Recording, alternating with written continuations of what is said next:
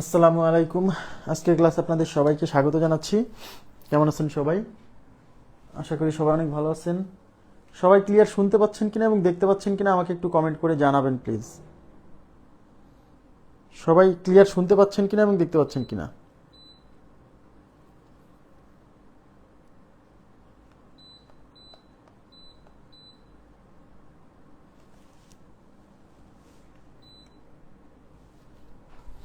ওয়ালাইকুম আসসালাম। জি আলহামদুলিল্লাহ ভালো আছি। আপনারা কেমন আছেন? সবাই ক্লিয়ার শুনতে পাচ্ছেন কিনা এবং দেখতে পাচ্ছেন কিনা আমাকে একটু কমেন্ট করে জানান।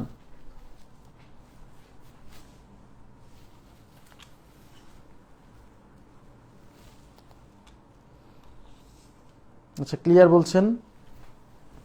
আচ্ছা, আজকে আমরা সমান্তর এবং গুণোত্তর ধারার 4 নাম্বার ক্লাসে আছি। হ্যাঁ, সমান্তর এবং গুণোত্তর ধারা চ্যাপ্টারটা খুবই ইম্পর্টেন্ট। আচ্ছা, ক্লিয়ার আছে বলছেন। এখান থেকে কিন্তু পরীক্ষায় সবসময় প্রশ্ন আসে। আমরা কত দূর পর্যন্ত অঙ্ক সলভ করছিলাম আপনাদের কি মনে আছে? আমার যতদূর মনে পড়ছে আমরা 47 নাম্বার অঙ্ক পর্যন্ত সলভ করছিলাম, ঠিক আছে না? 47 নাম্বার অঙ্ক পর্যন্ত সলভ করছিলাম আমার যতদূর মনে আছে। 48 থেকে শুরু করব। হ্যাঁ, দেখেন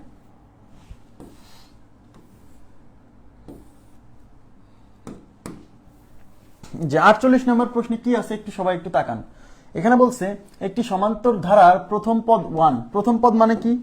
প্রথম পদ মানে কিন্তু এ। প্রথম পদ মানে এ এবং শেষ পদ মানে কিন্তু n তম পদ, মানে এটা হচ্ছে tn। শেষ পদ মানে কি? n তম পদ। হ্যাঁ, শেষ পদ মানে n তম পদ। আচ্ছা, এবং সমষ্টি মানে কত? একটি সমান্তর ধারার সমষ্টি। কিন্তু এখন এই সমান্তর ধারায় কতগুলো পদ আছে জানি না, কিন্তু তার মানে n সংখ্যক পদ। তাহলে এই সমষ্টিটা কত সংখ্যক পদের? প্রথম n সংখ্যক পদের সমষ্টি। তার মানে এটা হচ্ছে Sn এর মান, Sn সমষ্টি। হ্যাঁ, হলে সাধারণ অন্তর কত? সাধারণ অন্তর মানে d এর মান চাইছে, বুঝছেন কিনা বলেন? এখন একটা জিনিস চিন্তা করেন, যেখানে কি কি দেওয়া আছে, n তম পদের মান দেওয়া আছে। এই শেষ পদ মানে কিন্তু n তম পদ। এই যে n তম পদের মান 99, মানে tn এর ভ্যালু হচ্ছে 99। তাকান, তাহলে tn ইজ ইকুয়াল টু 99। এখন tn এর সূত্র কি মনে আছে? n তম পদের সূত্র হচ্ছে a plus n minus 1 into D, right? তাহলে এইটাই হলো n তম পদ। অর্থাৎ এই tn এর পরিবর্তে এটা লেখা যায় কিনা? তাহলে আমরা এটা লিখবো হচ্ছে এটার পরিবর্তে a plus n minus 1 into D is equal to 99। এখানে a মানে প্রথম পদ দেওয়া আছে হচ্ছে 1, তাই এটা হচ্ছে 1 plus n minus 1 into D is equal to 99। এখন এই 1 ওই পাশে নিয়ে যান। তাহলে 1 ওই পাশে নিয়ে গেলে এই পাশে প্লাস 1, ওই পাশে হবে মাইনাস 1। তাহলে এই পাশে থাকবে কি? এই পাশে থাকবে এই যে এইটুক n মাইনাস 1 ইন্টু ডি, আর এই প্লাস 1 ওই পাশে যে মাইনাস 1। তার মানে n minus 1 into D is equal to 98। এই পর্যন্ত বুঝছেন কিনা বলেন? এই পর্যন্ত ক্লিয়ার হচ্ছে? এখন দেখেন, আমাদের এই কোশ্চেনে নির্ণয় করতে বলছে সাধারণ অন্তর ডি এর মান। কিসের মান? ডি এর মান। যেহেতু ডি এর মান বের করতে গেছে, তাহলে আমরা দেখতে পাচ্ছি এখান থেকে যদি এই ডি এর মান বের করতে চাই তাহলে n লাগবে। n মানে কি? এই ধারায় কতগুলো পদ আছে, কিন্তু কোশ্চেনে কিন্তু উল্লেখ নাই যে এই ধারায় কয়টা পদ আছে, মানে n এর মানটা কিন্তু উল্লেখ নাই। তাহলে যেহেতু n এর মান মানে পদ সংখ্যা যেহেতু এখানে কতগুলো বলা নাই, তার মানে n এর মান না জানলে তো আমি এই ডি এর মান বের করতে পারবো না। তার মানে সরাসরি এই ইকুয়েশন থেকে আমরা ডি এর মান বের করতে পারছি না। তার মানে আমাকে নিশ্চয়ই কোনো না কোনো ভাবে এই n এর মান বের করার জন্য আরো একটা হিন্টস দেওয়া আছে। এই n এর মান বের করার জন্য হিন্টস দেওয়া আছে Sn মানে হচ্ছে n সংখ্যক পদের সমষ্টি 2500। তাহলে Sn ইজ ইকুয়াল টু, দেখেন Sn ইকুয়াল টু 2500। এখন Sn মানে হচ্ছে n সংখ্যক পদের সমষ্টি, প্রথম n সংখ্যক পদের সমষ্টি। আচ্ছা, আপনাদের মনে আছে প্রথম n সংখ্যক পদের সমষ্টি কি ছিল? Sn equal to n/2 into twice a plus n minus 1 into D. আপনাদের কি মনে আছে? মনে আছে প্রথম একটি সমান্তর ধারার প্রথম n সংখ্যক পদের সমষ্টি n/2 into twice a plus n minus 1 into D. তাহলে এই Sn এর পরিবর্তে আমরা এই পুরোটা লিখতে পারি। তাই Sn এর পরিবর্তে লিখবো n/2 into twice a plus n minus 1 into D is equal two 2500। Clear বিষয়টা? এখন দেখেন n/2 থাকলো ইন্টু টুয়াইস a, 2 ইন্টু এর মান কিন্তু দেওয়া ছিল 1, এর মান হচ্ছে 1 প্লাস একটা জিনিস একটু খেয়াল করে দেখেন, সবাই একটু তাকাবেন প্লিজ। এই কোশ্চেনে আমাদের এই দেখেন এই পুরো n মাইনাস 1 ইন্টু ডি, এই পুরোটার ভ্যালু 98 দেওয়া আছে। খেয়াল করে দেখেন, এই যে এখানে n মাইনাস 1 ইন্টু ডি বসানোর জায়গা আছে, মানে এই পুরো n মাইনাস 1 ইন্টু ডি এই পুরোটার ভ্যালু 98। এই পুরোটার ভ্যালু 98, ঠিক আছে? তাহলে এই পুরোটার পরিবর্তে আমরা 98 বসাচ্ছি, এই যে এখান থেকে সাইডে লিখে রাখবেন দরকার হয়। হ্যাঁ, ইজ ইকুয়াল টু 2500। ওকে, তাহলে এখন n/2 ইন্টু এ হচ্ছে 2 × 2 আর হলো 98, তাহলে 2 আর 98 যোগ করলে 100 ইজ ইকুয়াল টু কত? 2500। ওকে, এখন দেখেন এই দুই পাশ থেকে এই দুইটা শূন্য ক্যান্সেল, তাহলে এই পাশে থাকলে n, এই দুই এই পাশে ভাগ আছে, ওই পাশে যায় গুণ হবে, তাহলে এই 25-এর সাথে এই দুই গুণ হয়ে 25 দুগুণী কত 50, তার মানে n এর মান 50, অর্থাৎ এই ধারায় পদ আছে 50টা। ওকে ফাইন, এখন এই n এর মানটা আমরা এই যে এখানে বসাই দিলেই d এর মান চলে আসবে। এখন n এর মান এখানে বসিয়ে, তাহলে n এর মান বসিয়ে n এর মান যেখানে বসান, তাহলে n হচ্ছে 50, তাহলে 50 এই যে 50 মাইনাস 1 ইন্টু তার সাথে আছে d ইজ ইকুয়াল টু ওই পাশে আছে 98। দেখেন 50 থেকে 1 বিয়োগ হলো 49 into d is equal to 98। এখন d বের করতে হলে এই 49 এই পাশে গুণ আছে, ওই পাশে যে ভাগ হবে, তাহলে 98 ডিভাইডেড বাই 49, 49 দুগুণে 98, তার মানে d এর মান হচ্ছে 2, তাহলে d এর ভ্যালু কত 2। বুঝতে পারছেন? প্লিজ একটু কাইন্ডলি রেসপন্স করেন তো, কোশ্চেনটা বুঝতে পারছেন কিনা, সলিউশন কি বুঝতে পারছেন প্লিজ?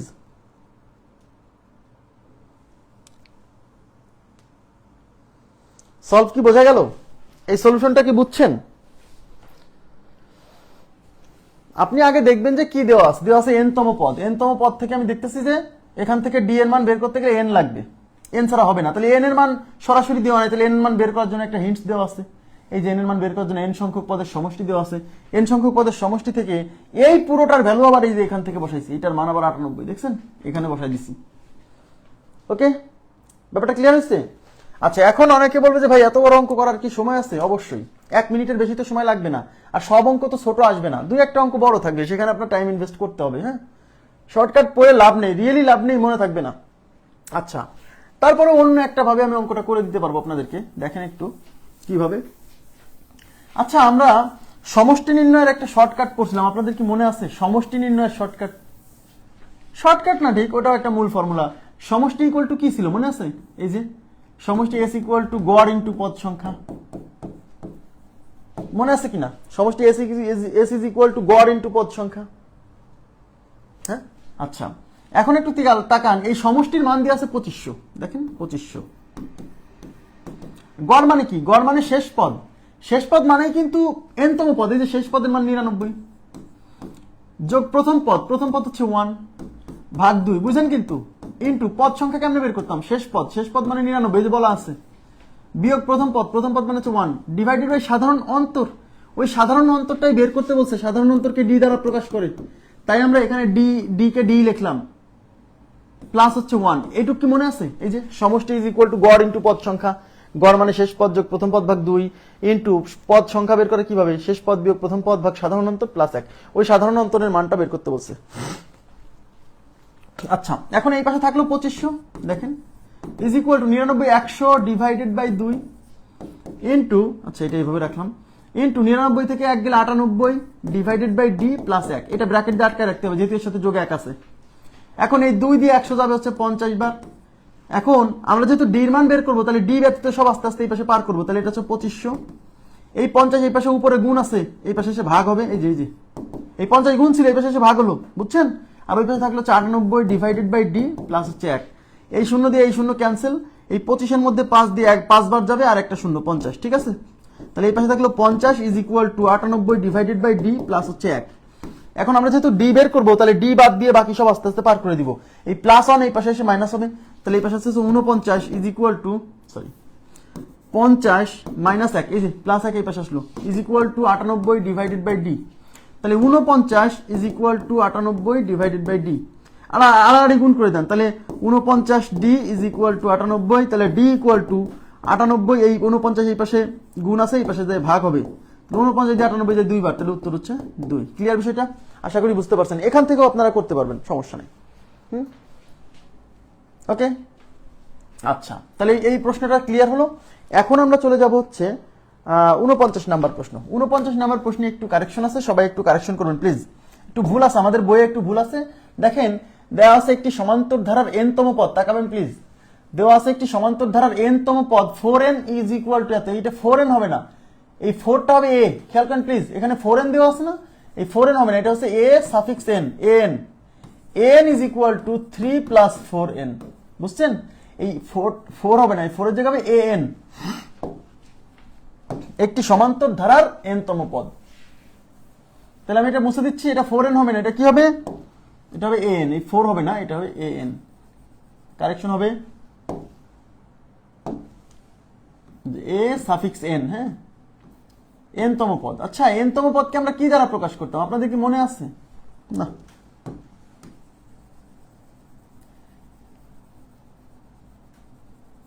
এখানে একটু বুঝতে হবে প্লিজ, একটু তাকাবেন। আপনাদের কি মনে আছে n তম পদকে আমরা tn দ্বারা প্রকাশ করতাম? tn, ওরা tn না প্রকাশ করে n তম পদকে n দ্বারা প্রকাশ করতেছে। ওরা tn দ্বারা প্রকাশ নেই, n তম পদকে যেমন আমরা tn দ্বারা n টার্ম, হ্যাঁ, ওরা tn দ্বারা প্রকাশ না করে n দ্বারা প্রকাশ করতেছে। এখন প্রশ্ন হলো, যদি কখনো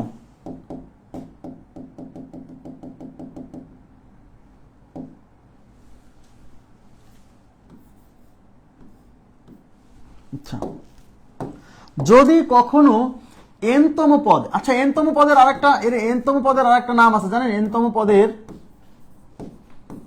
অপর নাম হচ্ছে সাধারণ পদ, অপর নাম সাধারণ পদ।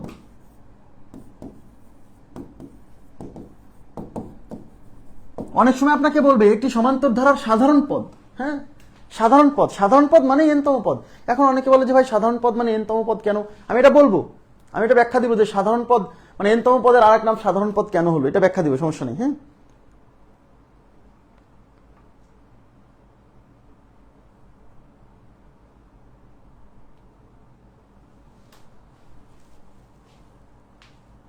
আচ্ছা, এর নাম কেন সাধারণ পদ বলবো? যদি কখনো দেখেন যে একটি সমান্তর ধারার n তম পদের একটা সমীকরণ দেওয়া আছে, দেখেন প্লিজ, এটা কিন্তু n তম পদের সমীকরণ। এই যে tn ইজ ইকুয়াল টু আছে an equal to 3 plus 4n, তার মানে এটা হচ্ছে n তম পদের সমীকরণ। যদি কখনো দেখেন যে এরকম n তম পদের সমীকরণ দেওয়া আছে, সবাই মনোযোগ দেন প্লিজ, n তম পদ। আচ্ছা, আপনাদের কি মনে আছে যে তৃতীয় পদ, n তম পদ tn দ্বারা প্রকাশ করে, তাই না? তাহলে তৃতীয় পদকে আমরা কি দ্বারা প্রকাশ করেছি? t3, মানে n এর জায়গায় যখন আমরা 3 বসাবো এটা দ্বারা বোঝাবে তৃতীয় পদ, এই t3 দ্বারা বোঝাচ্ছে তৃতীয় পদ। n এর দ্বারা যদি n এর জায়গায় যদি আমরা 4 বসাই তাহলে এটা দ্বারা বোঝাবে চতুর্থ পদ, ঠিক আছে? n এর জায়গায় যদি আমরা 5 বসাই তাহলে এটা বসাবে পঞ্চম পদ, এটা দ্বারা বোঝাবে পঞ্চম পদ, ঠিক আছে? তাহলে এখানে যখন n তম পদের সমীকরণ দেওয়া থাকবে, এখানে যদি আমরা n ইকুয়াল টু 1 বসাই, 1 বসালে আমরা প্রথম পদের মান পাবো, আমরা প্রথম পদ পাবো। এই যে n এর মান এখানে 1 বসালে, n এর মান এখানে 1 বসালে এই এটা হচ্ছে n এর মান হচ্ছে 1, তাহলে a1, যেমন আমরা tn এর জায়গায় n এর মান যদি 1 বসাতাম তাহলে t1 আসতো, এই t1 দ্বারা কি প্রথম পদ বোঝাতাম না? তেমনি n এর জায়গায় 1 বসলে a1, এই a1 মানে প্রথম পদ, এই ধারাটার প্রথম পদ। তো n এর মান 1 বসালে শুধু এখানে 1 বসাতে হবে না, সব জায়গায় 1 বসাতে হবে n এর মান। তাহলে এখানে আছে 3 প্লাস এটা আছে 4 আর n এর মান হচ্ছে 1, তাহলে 3 আর 4 একে 4, তাহলে 4 আর 3 7, তার মানে a1 is equal two 7। a1 দ্বারা প্রথম পদ বোঝায়, তার মানে এই সমান্তর ধারার প্রথম পদ হচ্ছে 7, এই সমান্তর ধারার প্রথম পদ কি 7, কথা কি বুঝছেন? এখন এখানে যদি n এর মান আমি 2 বসাই, n এর মান 2 বসালে আমরা দ্বিতীয় পদের মান পাবো। n এর মান যদি 2 বসান তাহলে এখানে কি আসবে? a2 না? a2 ইজ ইকুয়াল টু, এখানে আছে 3 প্লাস এই যে 4 ইনটু হচ্ছে 2, তাহলে 4 দুগুণে 8 আর এই 3 কত? 11। এই 11 কি? এই 11 হচ্ছে a2 মানে দ্বিতীয় পদ, তার মানে দ্বিতীয় পদ হচ্ছে 11। ওকে, তাহলে প্রথম পদ আর দ্বিতীয় পদ যখন বের হয়ে গেছে তখন ধারাটাই বের হয়ে যাবে। তাহলে অতএব ধারাটি, তাহলে ধারাটির প্রথম পদ কত? প্রথম পদ হচ্ছে 7, তারপরের পদ কত? 11, এর পরের পদ কত হবে আপনি নিজেই বুঝবেন। কেন? কারণ আপনি জানেন এখানে সাধারণ অন্তর পেয়ে যাবেন। এই 11 থেকে এই 7 বাদ দেন, 11 মাইনাস 7, এই যে 11 মাইনাস 7 ইজ ইকুয়াল টু 4, তার মানে এই সমান্তর ধারার সাধারণ অন্তর হচ্ছে 4। তাহলে পরের পদ কেমনে পাবেন? এর সাথে 4 যোগ করে পাবেন। মনে আছে সমান্তর ধারা কেমনে গঠিত হয়? কোন একটা পদের সাথে এই সাধারণ অন্তরের মান যোগ করে পরের পদ পেতে হয়। তাহলে সাধারণ অন্তর যেহেতু 4, তাহলে 11 সাথে 4 যোগ করলে এটা হবে 15। এরকম ডট ডট ডট ডট কতগুলো পদ? এরকম প্রথম 20টা পদের সমষ্টি বের করতে বলছে। তার মানে এরকম 20টা পদ, হ্যাঁ, 20তম পদ পর্যন্ত যোগ করলে কত আসবে? এই যে হচ্ছে সেই ধারাটা প্রস্তুত করে ফেললাম। এখন কতগুলো পদের সমষ্টি চাইছে? প্রথম 20টি পদের সমষ্টি, এই যে প্রথম এই যে 1 থেকে শুরু করে 20টা পদের সমষ্টি, এদিকে তাকান। তাহলে অতএব S20, এই যে দিকে তাকান, S20 20টি পদের সমষ্টি। সমষ্টির সূত্র কি n/2 না? n মানে কি, যতগুলো পদের সমষ্টি নিচ্ছি n হচ্ছে তত। তাহলে এখানে কয়টা পদের সমষ্টি নিচ্ছি? 20টা পদের সমষ্টি নিচ্ছি, তাই n এর জায়গায় বসাতে হবে 20। তাহলে 20 ডিভাইডেড বাই 2, এই যে n/2 into 2a plus n-1, n কত? n হচ্ছে 20, তাহলে 20 - 1 ইন্টু d। আমার কথা কি বুঝছেন? তাহলে এটা 20, তাহলে এটা আচ্ছা রাখেন, 20/2 ইন্টু 2 ইন্টু এর মান কত? এর মান হচ্ছে 7 প্লাস 20 - 1 মানে 19 ইন্টু ডি, ডি মানে কত? এই যে 11 থেকে 7 বিয়োগ করলে 4, এটা দিয়ে এটা কাটলে 10। তাহলে 10 ইন্টু, দেখেন 7 দুগুণে 14 প্লাস 4 19 কত? 4 4 9 36, 4 1 4 আর 3 7 76। আচ্ছা দেখেন, তাহলে এটা হচ্ছে 10 ইন্টু 14 আর 76 কত হয়? 14 আর 76 90, 90 10 900। দ্যাট মিনস S20 মানে হচ্ছে 20টা পদের সমষ্টি হচ্ছে 900। তাহলে এই প্রশ্নের উত্তর হচ্ছে 900। ক্লিয়ার বিষয়টা আপনারা কি বুঝছেন? খুবই সিম্পল। আমি আবার বলছি, আপনি আগে বোঝেন যে আপনাকে কি নির্ণয় করতে বলছে। তাকান, আপনাকে নির্ণয় করতে বলছে প্রথম 20টা পদের সমষ্টি। তাকান এদিকে প্লিজ, এদিকে তাকান। প্রথম 20টা পদের সমষ্টি কত? এখন বলেন প্রথম 20টা পদের সমষ্টি, তার মানে n হচ্ছে 20। তাহলে প্রথম 20টা পদের সমষ্টি S20 ইকুয়াল টু কি হবে? n/2, n মানে 20, এই যে যতগুলো পদের সমষ্টি into 2a plus n-1 into d। তার মানে প্রথম 20টা পদের সমষ্টি বের করতে গেলে আমার কি লাগবে? আমার লাগবে n এর মান, n মানে 20 দেওয়াই আছে। আমার লাগবে a এর মান মানে প্রথম পদ, আমার লাগবে d এর মান, n তো দেওয়াই আছে, প্রথম 20টা পদ 20, n এর মান 20। তার মানে আমার এই সমষ্টি বের করতে গেলে আমার a লাগবে, আমার d লাগবে। এখন a মানে প্রথম পদ, d মানে সাধারণ অন্তর, এই কোশ্চেনে কিন্তু উল্লেখ নাই। তাহলে এই a মানে প্রথম পদ, এই সাধারণ অন্তর d, এগুলো কখন পাবো? যখন আমি ধারাটা প্রস্তুত করতে পারবো। বুঝেন আগে কিন্তু কেন আমরা ধারা বের করতেছিলাম? এই যে n এর মান 1 বসাই কেন প্রথম পদ বের করছি, n এর মান 2 বসাই কেন দ্বিতীয় পদ বের করছি, এগুলো বের করার তো উদ্দেশ্য আছে। কারণ আমার প্রথম পদের মান লাগবে, এই সমষ্টি বের করতে গেলে a লাগবে, d লাগবে। d কখন পাবো? যদি আমি ধারাটা প্রস্তুত করতে পারি, তাহলে তো d এর মান পাবো, তাছাড়া তো পাবো না। তাহলে a মানে প্রথম পদ কেমনে পাবো? এই যেহেতু n তম পদের সমীকরণ দেওয়া আছে, এই n তম পদের মানে n এর মান 1 বসালে প্রথম পদ পাবেন, n এর মান 2 বসালে দ্বিতীয় পদ পাবেন, n এর মান 3 বসালে তৃতীয় পদ পাবেন। বুঝছেন?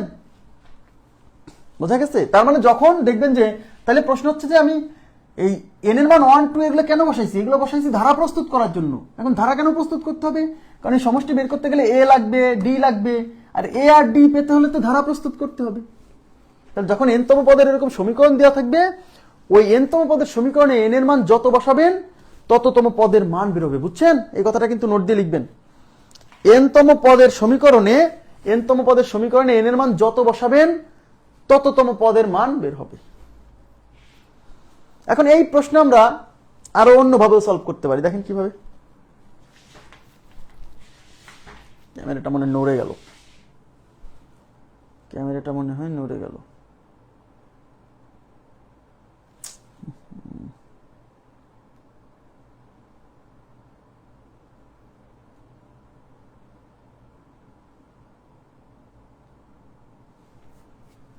দেখেন অন্যভাবেও সলভ করতে পারি।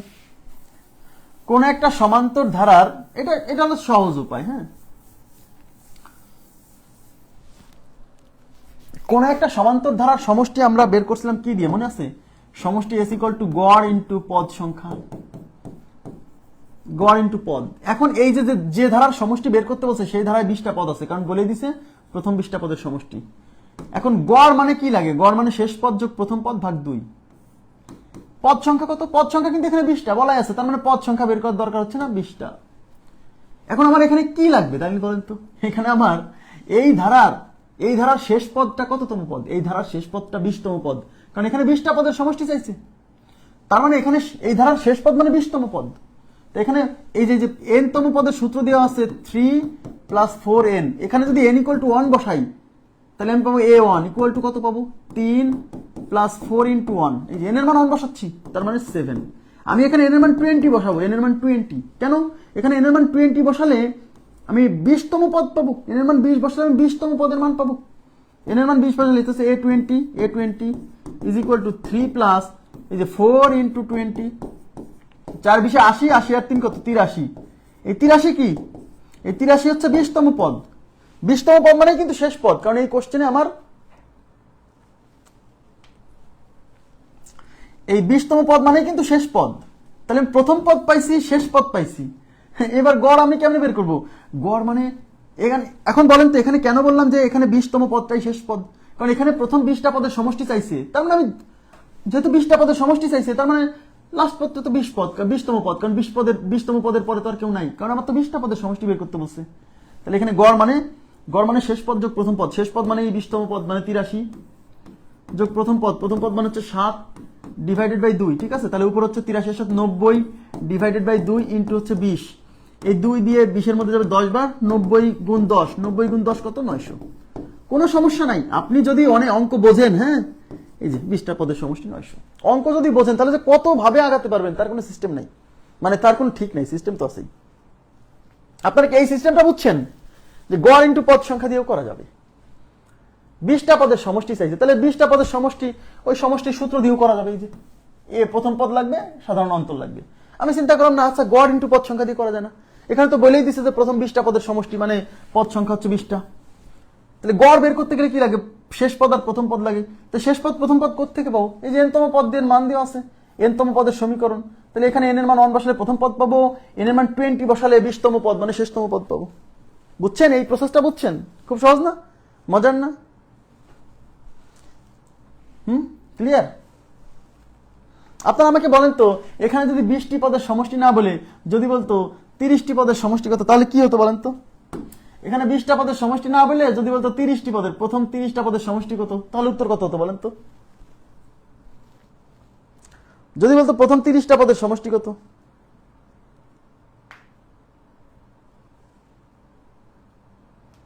তাহলে উত্তর কত হতো বলেন তো কাইন্ডলি? এই প্রশ্নটাই যদি বলতো প্রথম 30টা পদের সমষ্টি,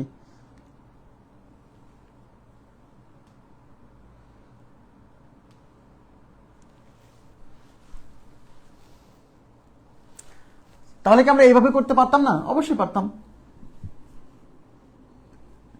তাহলে এই যে গড় ইন্টু পদ সংখ্যা, গড় ইন্টু পদ সংখ্যা, গড় মানে শেষ পদ যোগ প্রথম পদ। যেহেতু এখানে এখন 30টা পদের সমষ্টি বের করতে বলছি, তার মানে এই ধারার, এখানে যে ধারার কথা বলা হয়েছে সেই ধারার শেষ পদ এখন 30তম পদ হতো। শেষ পদ এখন কি হতো? 30তম পদ হতো, তাই না? তাহলে এই এখানে এন এর মান 1 বসালে কি পাইতাম? n = 1 হলে a1 মানে প্রথম পদ 3 প্লাস 4 গুণ 1, 4 গুণ 1 মানে 4, 4 আর 3 7। n = এখন 30 বসাতাম, তাহলে 30তম পদ পাইতাম। তাহলে a30 = 3 প্লাস 4 ইন্টু 30, 3 4 120 যোগ 3 123, তখন a30 = 123, এই যে শেষতম পদ 123। এইবার আমরা লিখতাম যে s30 মানে 30টা পদের সমষ্টি, গড় ইন্টু পদ, গড় ইন্টু পদ। তাহলে গড় কত? শেষ পদ, শেষ পদ হচ্ছে 123 যোগ প্রথম পদ হচ্ছে 7 ডিভাইডেড বাই 2 ইন্টু পদ হচ্ছে 30টা। এবার তাহলে উপর হচ্ছে 130 ডিভাইডেড বাই 2 ইন্টু হচ্ছে 30। ওকে, আচ্ছা দেখেন এটা দিয়ে এটা হচ্ছে 15 বার, তার মানে 130 গুণ 15। তাহলে শূন্য বসাই দিলাম, 3 15 45 এর 5 হাতে 4, 15 কে 15 4 19, 1950। তাহলে উত্তর হচ্ছে 1950। 1500 কিভাবে? 1500 কিভাবে? এখানে তো শেষতম পদ এখন কত?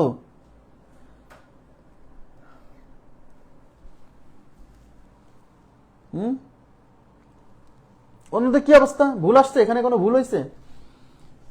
প্রথম পদ হচ্ছে 7, এবার যেহেতু 30টা পদের সমষ্টি চাইছে, তার মানে শেষ পদ হচ্ছে 30তম পদ, তার মানে এখানে 3 প্লাস 3 4 120 123, তাহলে গড় হচ্ছে 123 যোগ 7 ডিভাইডেড বাই 2 গুণ হচ্ছে 30 হচ্ছে পদ। ঠিক আছে?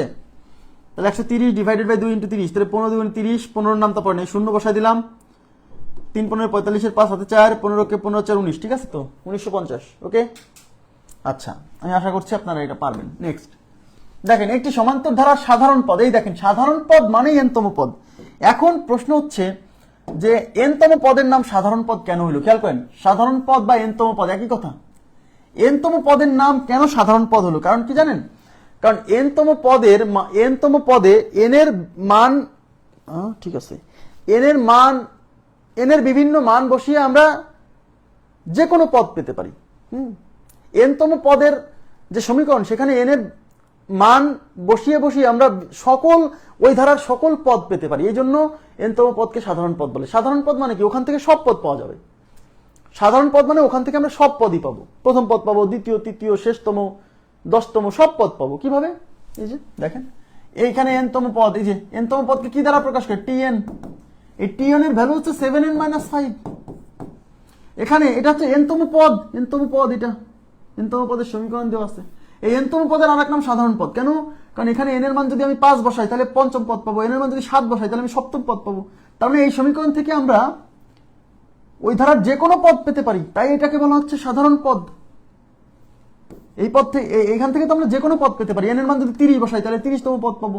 তার মানে এই এনতম পদ থেকে আমি যেহেতু যে কোনো পদ পেতে পারি এন এর মান বসিয়ে বসিয়ে, তাই এটার নাম হচ্ছে সাধারণ পদ। কারণ এখান থেকে সব পদ পাওয়া যাবে ধারার, এই জন্য নাম হচ্ছে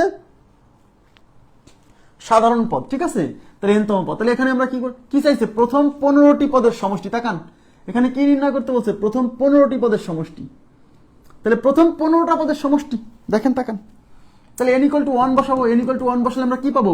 প্রথম পদ মানে t1। এই যে তাহলে 7 × 1 - 5। তাহলে 7 কে 7 - 5 কত? 2। তার মানে t1 = 2, মানে প্রথম পদ 2।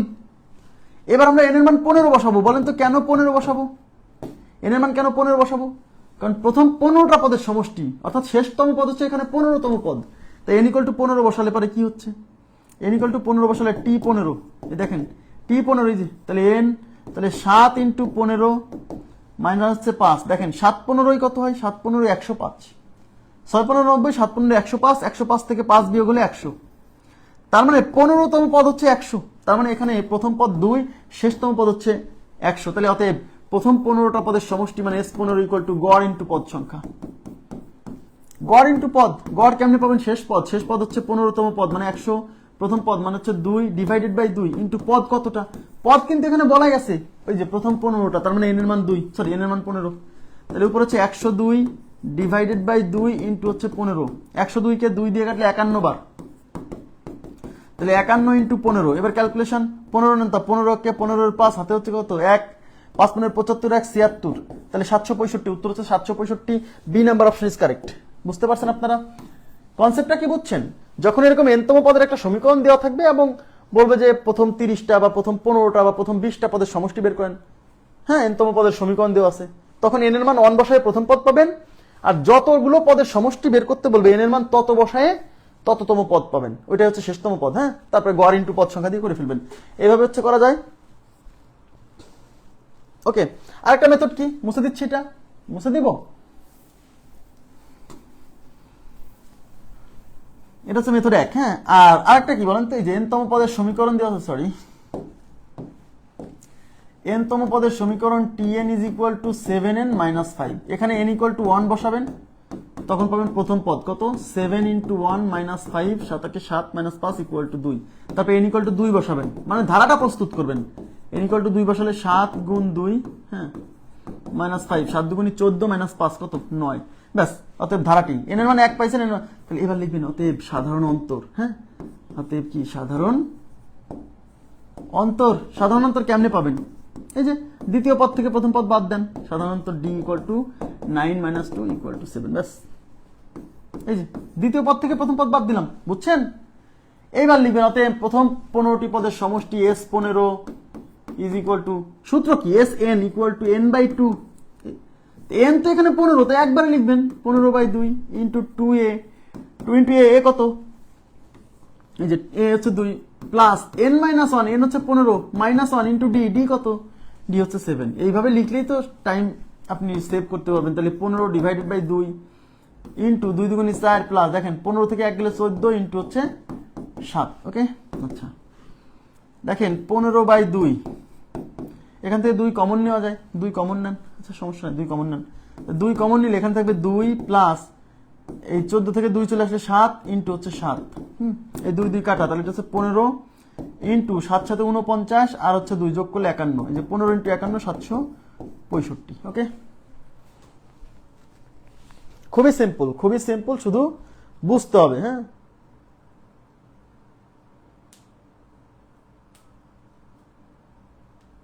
নেক্সট। নেক্সট প্রশ্নে কি বলছে দেখেন, একটি সমান্তর ধারার n তম পদ 5n প্লাস 3 হলে 17তম পদ কত? খেয়াল করেন প্লিজ, এখন কিন্তু বলেনি যে প্রথম 17টি পদের সমষ্টি, এবার হচ্ছে 17তম পদ কত।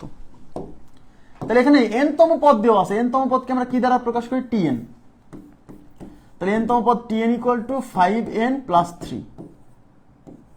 n তম পদ tn is equal two 5n plus 3। এবার হচ্ছে 17তম পদ কত? 17তম পদ, তার মানে এখানে 17তম পদ চাইছে, তার মানে এখানে জাস্ট n ইকুয়াল টু 17 বসালেই হবে। তাহলে n ইকুয়াল টু 17 বসিয়ে, তো n ইকুয়াল টু 17 বসালে t 17, এই যে t 17 is equal two 5n, তার মানে 5 ইন্টু 17 প্লাস হচ্ছে 3। তাহলে 5 দিয়ে 17 কে গুণ করেন, 5 দিয়ে 7 কে গুণ করলে 5 সাথে 35 এর 5 সাথে 3, 5 থেকে 5 আর 3 8 প্লাস হচ্ছে 3, 85 আর 3 কত? 88। তার মানে 17তম পদ হচ্ছে 88। এখানে জাস্ট n এর মান 17 বসালে উত্তর চলে আসতেছে। এখানে কিন্তু বলেনি যে প্রথম 17টি পদের সমষ্টি, এখানে 17তম পদ চাইছে, তার মানে এই n তম পদের সূত্রে n এর মান যত বসাবেন তততম পদ বেরোবে। হ্যাঁ, তাহলে এখানে যেহেতু 17তম পদ চাইছে, তাই আমরা n এর মান সরাসরি 17 বসে চলে আসছে। খুবই সিম্পল, বাট আসে। হ্যাঁ, ওকে, নেক্সট দেখেন, একটি সমান্তর ধারার n তম পদ 5n প্লাস 3 হলে পঞ্চম ও দশম পদের সমষ্টি। দেখেন এবার কি চাইছে আগে বুঝতে হবে, পঞ্চম ও দশম পদের সমষ্টি। এখানে কিন্তু বলেনি যে প্রথম 5টি পদের সমষ্টি ও প্রথম 10টি পদের সমষ্টি, এরকম কিছু না। এখানে বলছে পঞ্চম ও দশম পদের সমষ্টি, আর দেওয়া আছে n তম পদের সূত্র। ওকে, ফাইন। তাহলে n তম পদ মানে কি? tn। তাহলে tn ইকুয়াল টু দেওয়া আছে কি? 5n plus 3। তাহলে যেহেতু পঞ্চম এবং দশম পদের সমষ্টি চাইছে, তাহলে এখান থেকে আমরা n এর মান 5 বসায় পঞ্চম পদ পাবো, n এর মান 10 বসায় আমরা দশম পদ পাবো, তারপরে দুটা যোগ করে দিব, ব্যাস। তাহলে n equal to 5, n equal to 5 হলে কত হবে? এই যে t5, এই যে t5 is equal two 5 into 5 plus 3। তাহলে 5 5 25 আর 3 28। তাহলে পঞ্চম পদের মান 28। ওকে, ফাইন। এবার n ইকুয়াল টু আমরা 10 বসাবো, কেন? দশম পদ। n ইকুয়াল টু 10 বসালে t10, এই যে n এর মান 10 is equal two 5 into 10 plus হচ্ছে 3, 5 10 50 আর 3 53, ব্যাস। তার মানে পঞ্চম পদ হচ্ছে 28 আর দশম পদ হচ্ছে 53। অঙ্কে চাইছে পঞ্চম পদ এবং দশম পদের সমষ্টি, মানে এই দুইটা যোগ করতে হবে। তাহলে অতএব পঞ্চম পদ মানে t5, দশম পদ মানে t10, এই দুটো যোগফল ইজ ইকুয়াল টু 28 প্লাস 53। এই 3 আর 8 যোগ করলে হয় 11, 1 হাতে 1, 5 আর 2 7 আর 1 8, তাহলে 81। উত্তর হচ্ছে 81।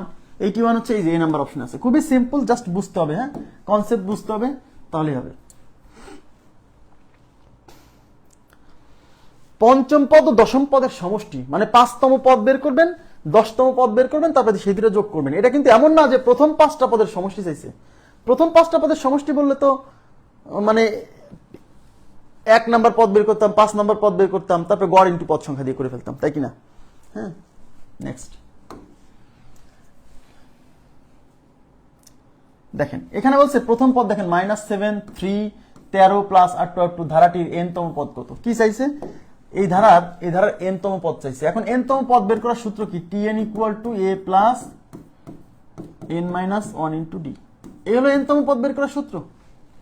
এখন প্রশ্ন হচ্ছে n তম পদ বের করতে গেলে a লাগে, d লাগে। a কত? a মানে প্রথম পদ, এই যে -7, তাহলে a is equal two -7। d কত? d মানে হচ্ছে যে কোনো পদ থেকে তার আগের পদ বিয়োগ করতে হবে। তাহলে 3 থেকে -7 বিয়োগ করেন, দেখেন, বা 13 থেকে 3 বিয়োগ করেন, তাহলে 13 - 3 কত? 10। তার মানে d এর মান 10। এই মানগুলো এখন এখানে বসাই দিলে হয়ে গেল। তাহলে এর মান হচ্ছে -7 প্লাস n - 1 ইন্টু d এর মান কত? d এর মান হচ্ছে 10। তাহলে -7 প্লাস এটা দিয়ে গুণ করলে 10n - 10, এই যে, তাহলে দেখেন এই 10n সামনে থাকলো, এই -10 আর -7 আছে -17, তাহলে 10n - 17 আছে। 10n - 17, B number option is right. 10n - 17।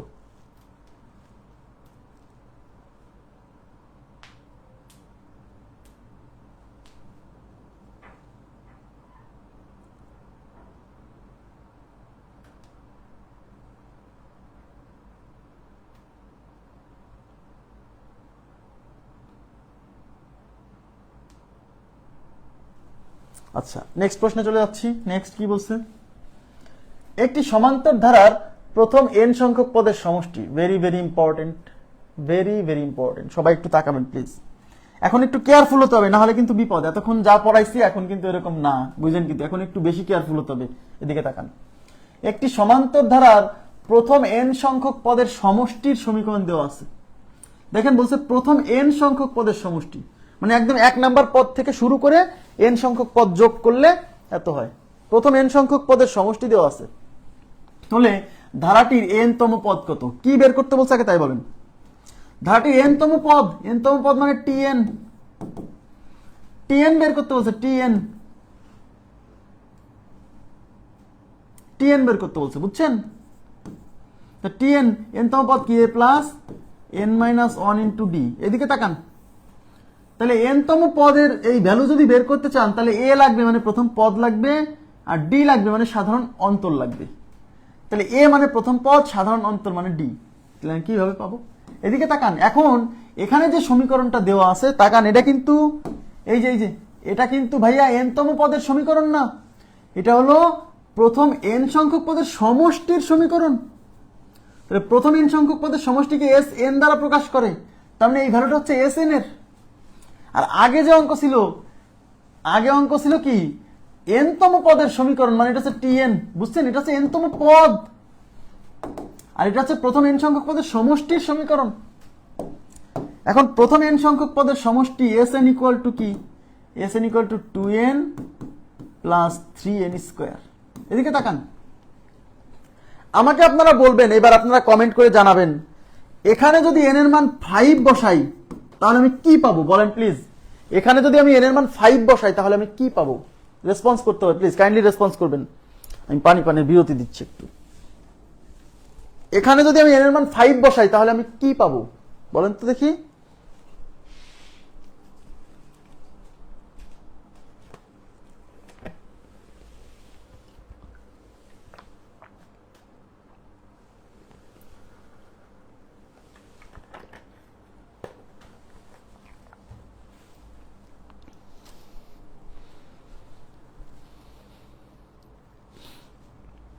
আচ্ছা, আরিস মামুন কমেন্ট করেছেন যে প্রথম 5টি পদের সমষ্টি। অন্যদের কি অবস্থা? কমেন্ট করতে হবে, তাহলেই তো কনসেপ্ট ক্লিয়ার হবে।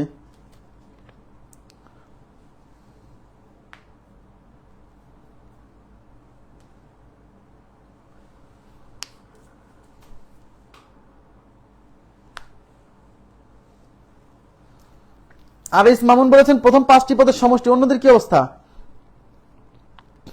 কিছু বলে না, আরে কিছু তো বলতে হবে। বিলকিস আক্তার বলছেন প্রথম 5টি পদের সমষ্টি। প্রথম 5টি পদের সমষ্টি আখি আলমগীর বলছেন, থ্যাংক ইউ ভেরি মাচ। তাহারা জাহান প্রথম 5টি পদের সমষ্টি, absolutely right, yes, thank you very much. জি, ধারার পদ পাওয়া যাবে মাহফুজ আহমেদ? না ভাইয়া, প্রথম 5টি পদের সমষ্টি, অ্যাবসলিউটলি।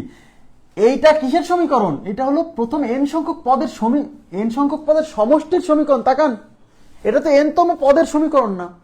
এটা যদি n তম পদের সমীকরণ হতো তাহলে এখানে n এর মান যদি আমি 5 বসাম তাহলে পঞ্চম পদ পাইতাম। বুঝেন, আগে সিকোয়েন্স বোঝাতে হবে। এটা যদি n তম পদের সমীকরণ হয় তাহলে n এর মান যত বসাবেন তততম পদ পাবেন। বাট এটা তো প্রথম n সংখ্যক পদের সমষ্টির সমীকরণ, তবে এটা তো সমষ্টির সমীকরণ এসেন। তার মানে এখানে যদি আপনি n এর মান 5 বসান তাহলে এখান থেকে যে ভ্যালুটা আসবে সেটা হলো ওই ধারার প্রথম 5টা পদের যোগফল বা সমষ্টি। খুব ইম্পর্টেন্ট কথা, কিন্তু পার্থক্য আছে n তম পদের সমীকরণ আর প্রথম n সংখ্যক পদের সমষ্টির সমীকরণ, দুইটা জিনিস কিন্তু, হ্যাঁ, মাথায় রাখতে হবে। হ্যাঁ, এবার দেখেন, তাহলে এখানে যদি n ইকুয়াল টু 1 বসাই তাহলে কি পাবেন? এখানে n ইকুয়াল টু 1 হলে কি পাবেন বলেন? এখানে n ইকুয়াল টু 1 হলে কি পাবেন? এবার বলেন তো, কমেন্ট করেন প্লিজ। এখানে n ইকুয়াল টু 1 হলে কি পাবেন বলেন তো? আপনার কি বলছে? এখানে যদি n ইকুয়াল টু 1 বসাই তাহলে কি পাবেন বলেন? কাইন্ডলি একটু রেসপন্স করেন। এখন বলেন তো কি পাবেন? এখানে যদি n ইকুয়াল টু 1 বসাই তাহলে কি পাবেন?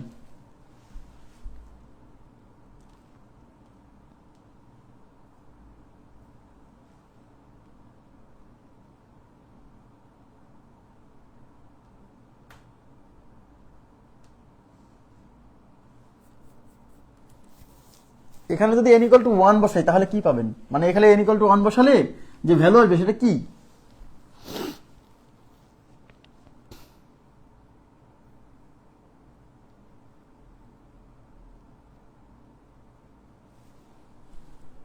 বলতে হবে প্লিজ, রেসপন্স করেন, তাহলে আপনার বুঝতে সুবিধা হবে, আমার বলতে সুবিধা। আচ্ছা, একজন বলছেন তাহারা জাহান বলছেন প্রথম পদ, আরিস মামুন প্রথম পদ বলছেন। আচ্ছা আচ্ছা, সিরাজুম মুনিরা প্রথম পদ।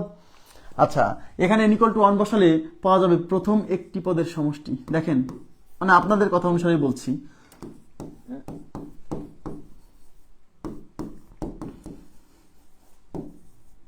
প্রথম একটি পদের সমষ্টি, যেমন n = 5 বসালে যেহেতু প্রথম 5টি পদের সমষ্টি পাই, তাহলে n = 1 বসালে পাবো প্রথম একটি পদের সমষ্টি।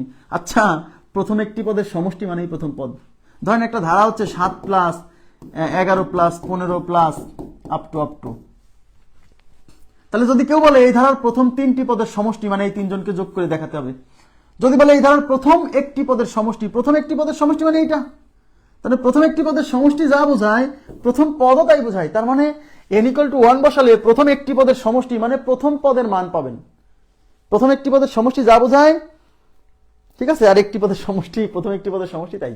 কারণ প্রথম একটি পদের সমষ্টি মানে এই একটা পদ নিয়ে যোগ করতে হবে, তো একটা পদ নিয়ে যোগ করলে তো এটাই হবে। তার মানে হচ্ছে প্রথম n সংখ্যক পদের সমষ্টিতে n = 1 বসালে আমরা এখান থেকে প্রথম একটি পদের সমষ্টি পাবো, মানে প্রথম পদ পাবো। প্রথম পদ মানে এর মান পাবো। বুঝেন কিন্তু বিষয়টা? আমাদের কিন্তু ওই যে n-তম পদ বের করতে বলছে, n-তম পদ বের করতে গেলে প্রথম পদ লাগবে, d লাগবে। হ্যাঁ, তাহলে আমি কিন্তু ক্লিয়ার করে দিলাম যে n = 1 হলে আমরা কি পাবো? প্রথম পদ পাবো। তো এখানে n = 1 হলে প্রথম পদ, n = 1 হলে s1, এই যে n এর মান 1 বসান, s1 = কি? s1 = 2 ইনটু এই যে n এর মান 1 বসান 1 plus 3 into 1 square, 2 2 1 2 plus 1 square কত? 1 স্কয়ার 1, তাকে 3 দিয়ে গুণ করলে 3, তাহলে 3 2 5। তাহলে s1 এর মান 5। আরে ভাইয়া, s1 মানেই প্রথম পদ। s1 মানে কি? s1 মানে প্রথম পদ, অর্থাৎ a। তাহলে a = 5। তার মানে যখন প্রথম n সংখ্যক পদের সমষ্টিতে n = 1 বসালে পরে আপনি আসলে প্রথম পদ পাবেন। এইবার তাকান, এইবার খুব মনোযোগ দিন, খুব মনোযোগ দিন। n = 2 বসালে কি পাবেন? এখানে যদি n = 2 বসান তাহলে কি পাবেন? এখানে n = 2 বসালে প্রথম দুইটা পদের যোগফল পাবেন। এদিকে তাকান, প্রথম দুইটা পদের যোগফল। তার মানে এই যে n = 2 হলে এখানে 2 বসান, তাহলে s2 = এই যে 2 ইনটু 2, এই যে 2 ইনটু n এর মান 2 plus 3 into 2 square, 3 into 2 square, n এর মান 2, 2 2 4 প্লাস 2 স্কয়ার 4, 4 কে 3 দিয়ে গুণ করলে 3 4 12, 4 প্লাস 12 কত? 16। তার মানে s2 = 16। এইবার বলেন s2 মানে প্রথম দুইটা পদের যোগফল। এদিকে তাকান প্লিজ, এদিকে তাকান, মনোযোগ দেন প্লিজ। এই 16 এর মধ্যে কি কি আছে? এই 16 হলো প্রথম দুইটা পদের সমষ্টি। তার মানে এই 16 এর মধ্যে প্রথম পদ আছে আর দ্বিতীয় পদ আছে। ইয়েস, তাহলে এই 16 এর মধ্যে প্রথম পদ, এই 16 হলো প্রথম পদ আর দ্বিতীয় পদের যোগফল, মানে প্রথম পদ আর দ্বিতীয় পদের মধ্যে আছে যোগ হয়ে। হ্যাঁ, তাহলে এই প্রথম পদ আর দ্বিতীয় পদের যোগফল থেকে আমি যদি প্রথম পদটা বাদ দিই তাহলে কি দ্বিতীয় পদ পাবো না? ইয়েস, মনে করেন যে ধারাটা হলো 7 প্লাস, একটা ধারা নিচ্ছি আমি এমনিতেই। হ্যাঁ, 7 + 11 + 15 প্লাস ডট ডট ডট, প্রথম পদ 7, প্রথম দুইটা পদের সমষ্টি মানে এই দুইটা যোগ করবেন।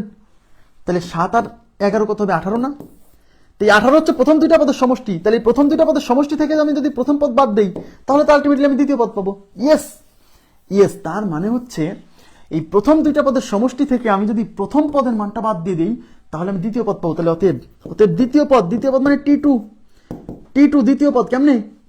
t2 মানে হচ্ছে এই যে 16 মাইনাস হচ্ছে প্রথম পদ 5, তার মানে 11। তার মানে এখানে দ্বিতীয় পদ হচ্ছে 11।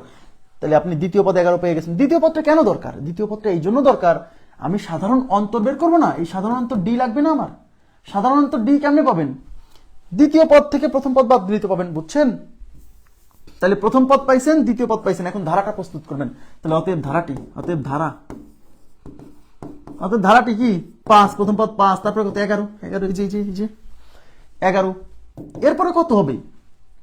এরপর দরকার নাই, আপনার লাগবে কেন?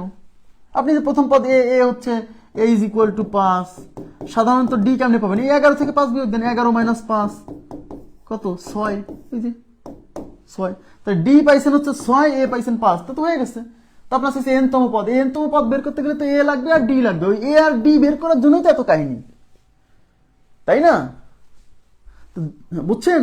তাহলে অতএব n-তম পদ tn = a মানে কত? 5 প্লাস n - 1 ইন্টু d কত? d হচ্ছে 6। তাহলে 5 প্লাস 6n - 6। তাহলে এই 6n টাকে সামনে রাখতেছে, -6 থেকে 5 চলে গেলে 1।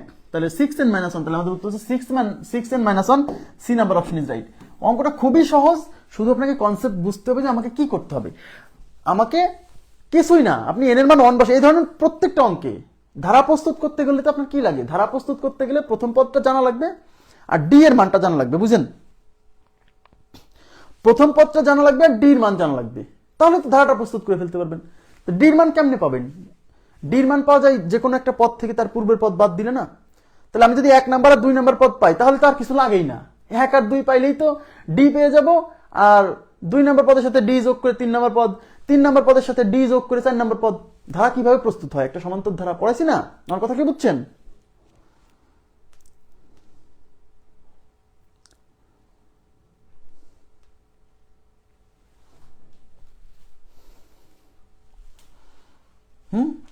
বোঝাচ্ছে?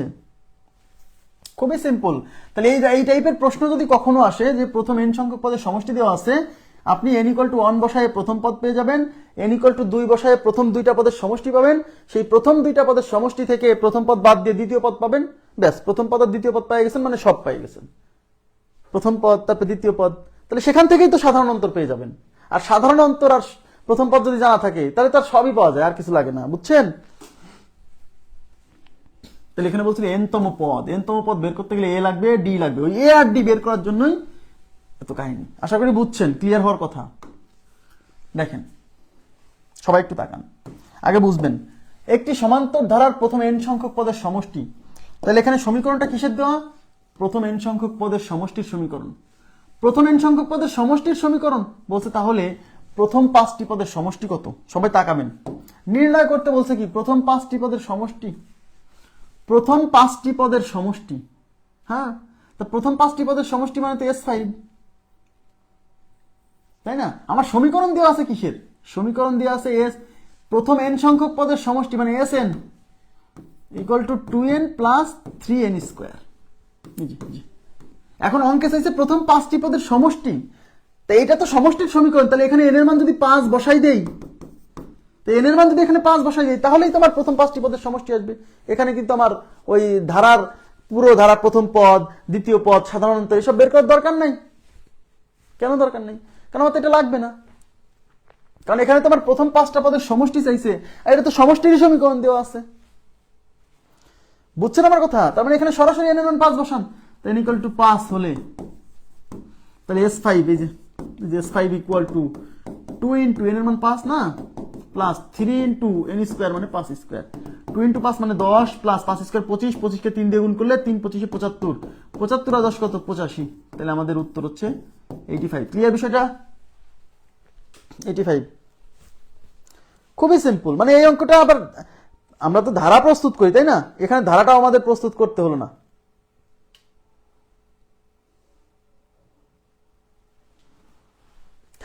এখানে ধারাটাও প্রস্তুত করতে হলো না, কারণ এখানে সমষ্টির সমীকরণ দেওয়া আছে, আবার আমাদের প্রথম 5টা পদের সমষ্টি চাইছে। হ্যাঁ, এই কোশ্চেনে যদি আমাদেরকে বলতো যে এই ধারার 15তম পদ কত, আচ্ছা আপনারা বলেন তো এই ধারার 15তম পদ কত? যদি এই প্রশ্নে এই ধারার প্রথম 5টি পদের সমষ্টি না চাই বলতো যে 15তম পদ কত, তাহলে কি করতেন? কত উত্তর বলেন তো, উত্তরটা বলেন তো দেখি। যদি বলতো এই ধারার প্রথম মানে 15তম পদ কত, তাহলে উত্তর কত হতো বলেন? যদি বলতে এই ধারার 15তম পদ কত, তাহলে উত্তর কত হতো?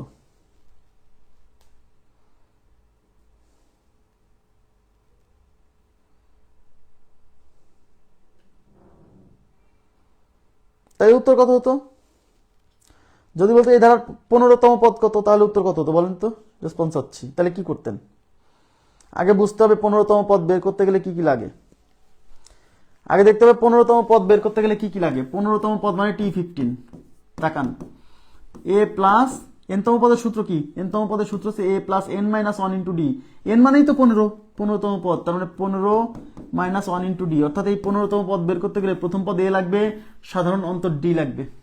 তাহলে a বের করতে গেলে কি করবেন? এই সমীকরণে n এর মান 1 বসাবেন।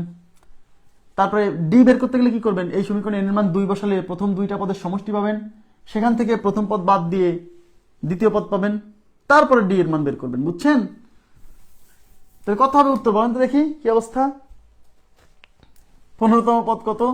তাহলে n = 1 বসান, n = 1 বসালে S1 = 2 × 1 + 3 × 1²। 2 1 2, 3 1 3, 2 আর 3 5, ব্যাস। এই s1 মানেই কিন্তু প্রথম পদ, n এর মান 1 বসালে, বুঝছেন? তাহলে n = 2 বসালে কি আসতেছে? n = 2 বসালে s2 = 2 × 2 প্লাস 3 × 2 স্কয়ার, 2 2 4, 2 স্কয়ার 4, 3 4 12, 12 হচ্ছে 16। এই 16 কি? এই 16 হচ্ছে প্রথম দুইটা পদের সমষ্টি। এই প্রথম দুইটা পদের সমষ্টি থেকে প্রথম পদটা বাদ দিলে কি বেরোবে? দ্বিতীয় পদ বেরোবে, মানে t2 মানে দ্বিতীয় পদ, সেকেন্ড টার্ম। 16 - 5 = 11। তাহলে প্রথম পদ 5, দ্বিতীয় পদ 11, ব্যাস। তাহলে ধারাটা কেমন? 5 + 11 plus dot dot dot dot. ধারাটা প্রস্তুত করে ফেললাম। ধারাটা কোনটা? তাহলে 5, দ্বিতীয় পদ 11, তাহলে 11 থেকে 5 বাদ দিলে 11 - 5, তার মানে ডির মান হচ্ছে 6। এই যে ডির মান পেয়ে গেছি 6, আর প্রথম পদ হচ্ছে 5, এটাই তো দরকার ছিল। তাহলে এটা হচ্ছে 6, 5 প্লাস 14 ইন্টু ডির মান হচ্ছে কত? 6। তাহলে 5 প্লাস 6 14 কত? 84। 5 আর 84 কত? 89। তার মানে 15তম পদ হচ্ছে 89, বুঝছেন? 15তম পদ হচ্ছে 89। Thank you. কে? মিজানুল হক। শোনেন, আমি একটা কথা বলি, আমাকে বুঝতে হবে যে আপনাকে যে জিনিসটা বের করতে বলতেছে সেটা বের করতে গেলে কি কি লাগে, এইটুকু বুঝতে পারলেই তো হলো। হ্যাঁ, তাহলে 15তম পদ বের করতে গেলে প্রথম পদ লাগবে, ডি লাগবে। এখন ডে আর ডি বের করতে হবে, কিভাবে বের করা যায় সেটা আপনাকে জানতে হবে, ঠিক আছে? 159 কেমনে?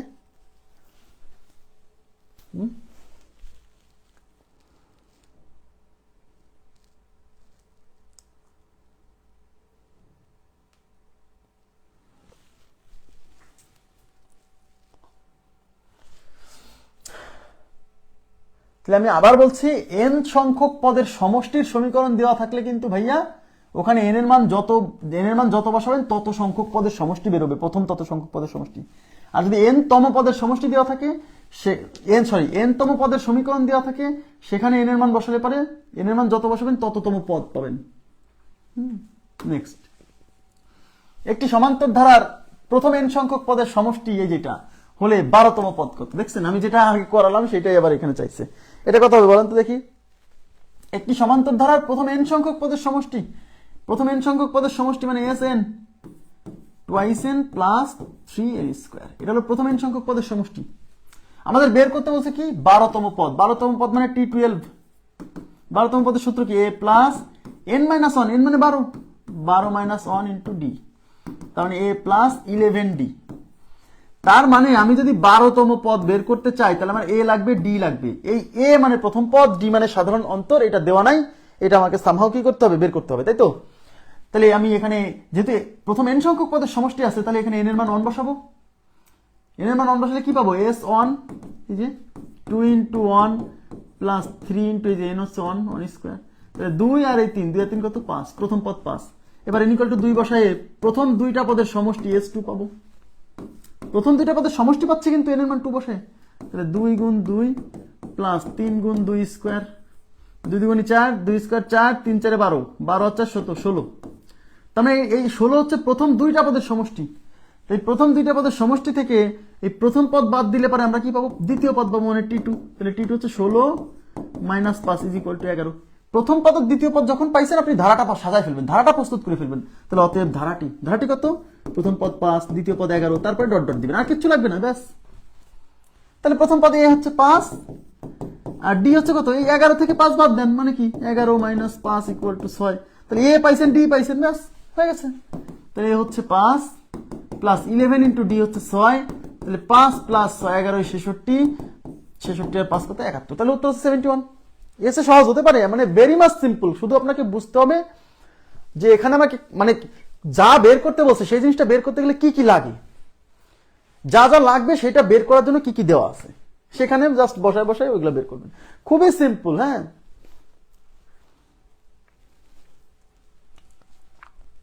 ক্লিয়ার? নেক্সট,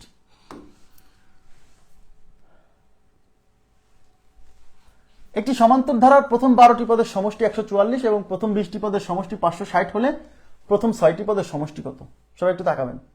কি বের করতে বলছে? বের করতে বলছে প্রথম 6টি পদের সমষ্টি। দেখেন, প্রথম 6টি পদের সমষ্টি। এখন প্রথম 6টি পদের সমষ্টি মানে S6, তাকান, এই যে S6। এখন প্রথম n সংখ্যক পদের সমষ্টির সূত্র কি? n/2 × 2a plus N minus one into D, এটা হচ্ছে প্রথম এন সংখ্যক পদের সমষ্টি, তাই তো? তাহলে প্রথম 6টি পদের সমষ্টি, তার মানে এন এর জায়গায় 6 বসাবেন, এখানে 6, এখানে এই যে এখানে 6, তাহলে s6 equal to n/2, n/2 মানে 6/2 ইন্টু 2a প্লাস n মাইনাস 1, n মানে 6, তাহলে 6 মাইনাস 1 ইন্টু ডি। তো এটা হচ্ছে 2 দিয়ে কাটলে কত হচ্ছে? তাহলে 3, এই যে 3, 2 দিয়ে এটা 3, তাহলে 3 ইন্টু 2a প্লাস 5d।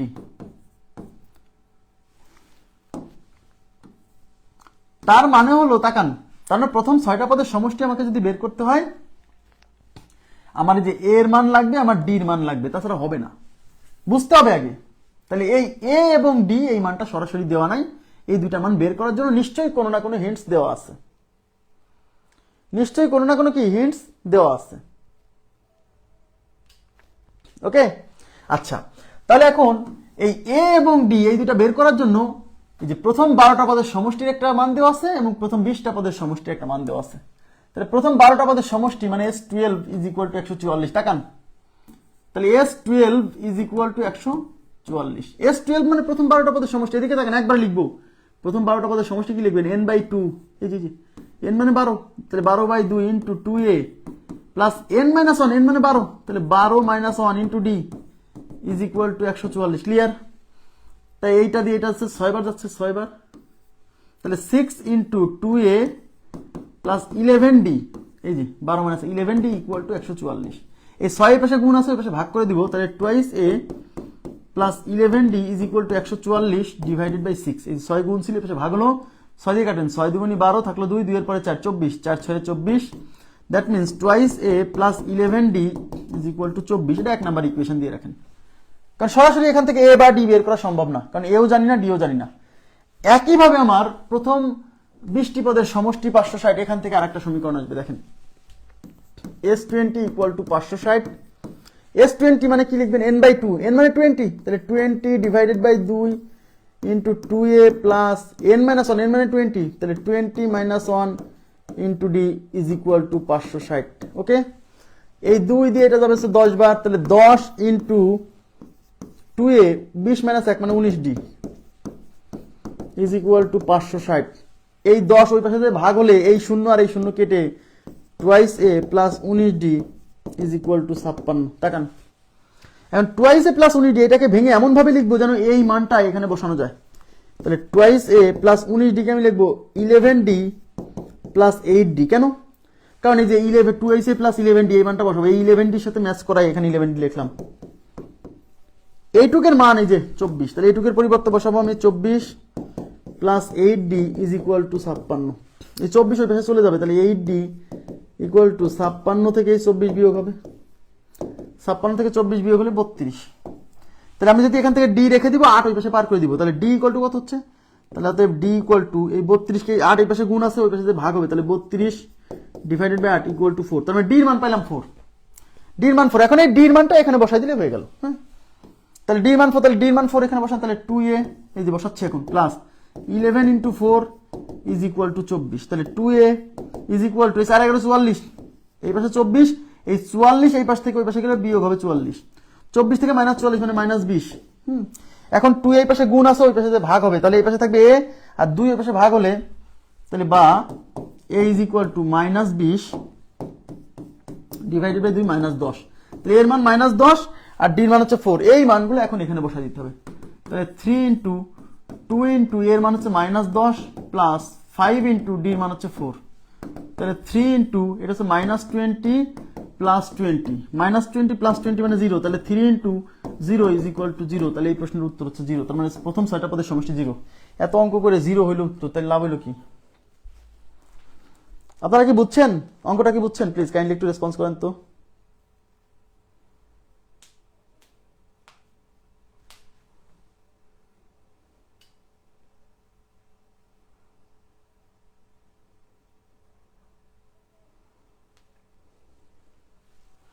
অঙ্কটা কি বুঝছেন? এই অঙ্কটা মূলত লিখিত পরীক্ষার প্রশ্ন। হ্যাঁ, আমি আবার বলছি, এই অঙ্কটা মূলত লিখিত পরীক্ষার প্রশ্ন, কিন্তু প্রিলিতে এক জায়গায় আসছে, এখন কিছু করার নাই। যদিও আমি আবার বলছি যে 15টা বা 20টা যে অঙ্ক আসে তার মধ্যে 1টা 2টা বা 3টা 5টা অঙ্ক হয়তো বড় থাকে, সেই বড় অঙ্কে একটু সময় লাগবে, এটা মেনে নিতে হবে। সব অঙ্ক বড় থাকে না, আর সব সাবজেক্টে সময় বেশি লাগে না, অন্যান্য সাবজেক্টের সময় ম্যাথে এসে খাটাইতে হয়। আর এই যে লাইনগুলো স্কিপ করতে হবে, এই যে এখানে ওই n/2 × 2a + n-1 ওই সূত্র লেখা যাবে না, একবারে মান বসাইতে হবে। ঠিক আছে, নেক্সট প্রশ্নে চলে যাচ্ছি। নেক্সট দেখেন 9 + 7 + 5 + প্রথম n সংখ্যক পদের সমষ্টি। এই যে এটা একটা ধারা, এই ধারার প্রথম n সংখ্যক পদের সমষ্টি হচ্ছে -144। এই ধারার প্রথম n সংখ্যক পদের সমষ্টি -144 হলে n এর মান কত? তাহলে এটা একটা ধারা, এই ধারার প্রথম n সংখ্যক পদের সমষ্টি -144। Okay fine. তাহলে এখানে a কত? a = 9। এখানে d কত? d হচ্ছে এই যে 7 থেকে 9 বিয়োগ করেন, 7 - 9 মানে -2। বুঝেন কিন্তু এই d = -2। ওকে, প্রথম n সংখ্যক পদের সমষ্টি 144, তার মানে Sn = -144। দেখেন এদিকে তাকান। এখন এই Sn এর সূত্র কি বোঝো? তাহলে n এর মান কত? তাহলে Sn এর সূত্র কি? এটা কিন্তু প্রথম n সংখ্যক পদের সমষ্টি, তো n কত জানি না, তাই Sn এর সূত্র কি? Sn এর সূত্র হচ্ছে n/2 × 2a + n-1 × d = 144 -144। Clear?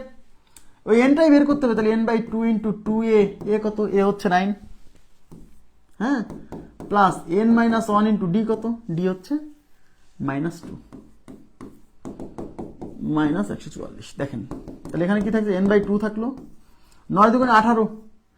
দেখেন এদিকে তাকান, এই -2 দিয়ে যখন এখানে গুণ করবেন, এই মাইনাস আর এই প্লাসে হবে মাইনাস। বুঝেন? এই 2 দিয়ে n কে গুণ করলে 2n, এই মাইনাস আর প্লাসে মাইনাস, সেই মাইনাস আর এই মাইনাস হবে প্লাস, 2 × 1 = 2। ক্লিয়ার? = -144। তো এটা হচ্ছে n/2 সরি ইনটু হচ্ছে 18 আর 2 কত? 20, 20 - 2n = -144। ভেতর থেকে 2 কমন আছে দেখেন, তাহলে এখানে বাইরে আছে n/2, ভেতর থেকে 2 কমন নিলে থাকতেছে কত? 10 - n = -144। এই 2 2 কাটা, তাহলে n × 10 - n = -144।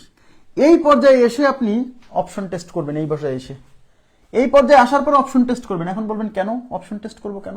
কারণ এই পর্যায়ে আসার পর আপনি যখন এটা দিয়ে গুণ করবেন, এটা দ্বিঘাত সমীকরণ চলে আসবে, কারণ n আর n মিলে হবে n², তখন মিডিল টার্ম করে আর একটু দেরি হবে না? এই জন্য এই পর্যায়ে এসে আপনি অপশন টেস্ট করবেন। যেহেতু অঙ্কে আমাদের কি নির্ণয় করতে বলছে? অঙ্কে নির্ণয় করতে বলছে n এর মান, তার মানে আমাদের অপশনে n এর মান দেওয়া থাকবে। এই অপশন থেকে এই মানগুলোকে n এর মান হিসেবে বসায় দেখতে হবে এই পাশ আর এই পাশ সমান হয় কিনা। তো দেখি 1 নম্বর অপশনে আছে 18, তাহলে n এর মান এখানে 18 বসান। তাহলে 18 × 10 - 18 = দেখি -144 হয় কিনা। তো 18 × 10 থেকে -18 গেলে -8। হ্যাঁ, এবার এই প্লাস মাইনাস তো মাইনাস হবে। এবার 8 দিয়ে 8 কে গুণ করে 8 × 64, 4 হাতে 6, 8 কে 8 6 14। ইয়েস, এই পাশে গুণ করে -144 হয়েছে, তার মানে আমাদের উত্তর হচ্ছে 18। এই পর্যায়ে আসার পরে অপশন টেস্ট করবেন। বুঝছেন?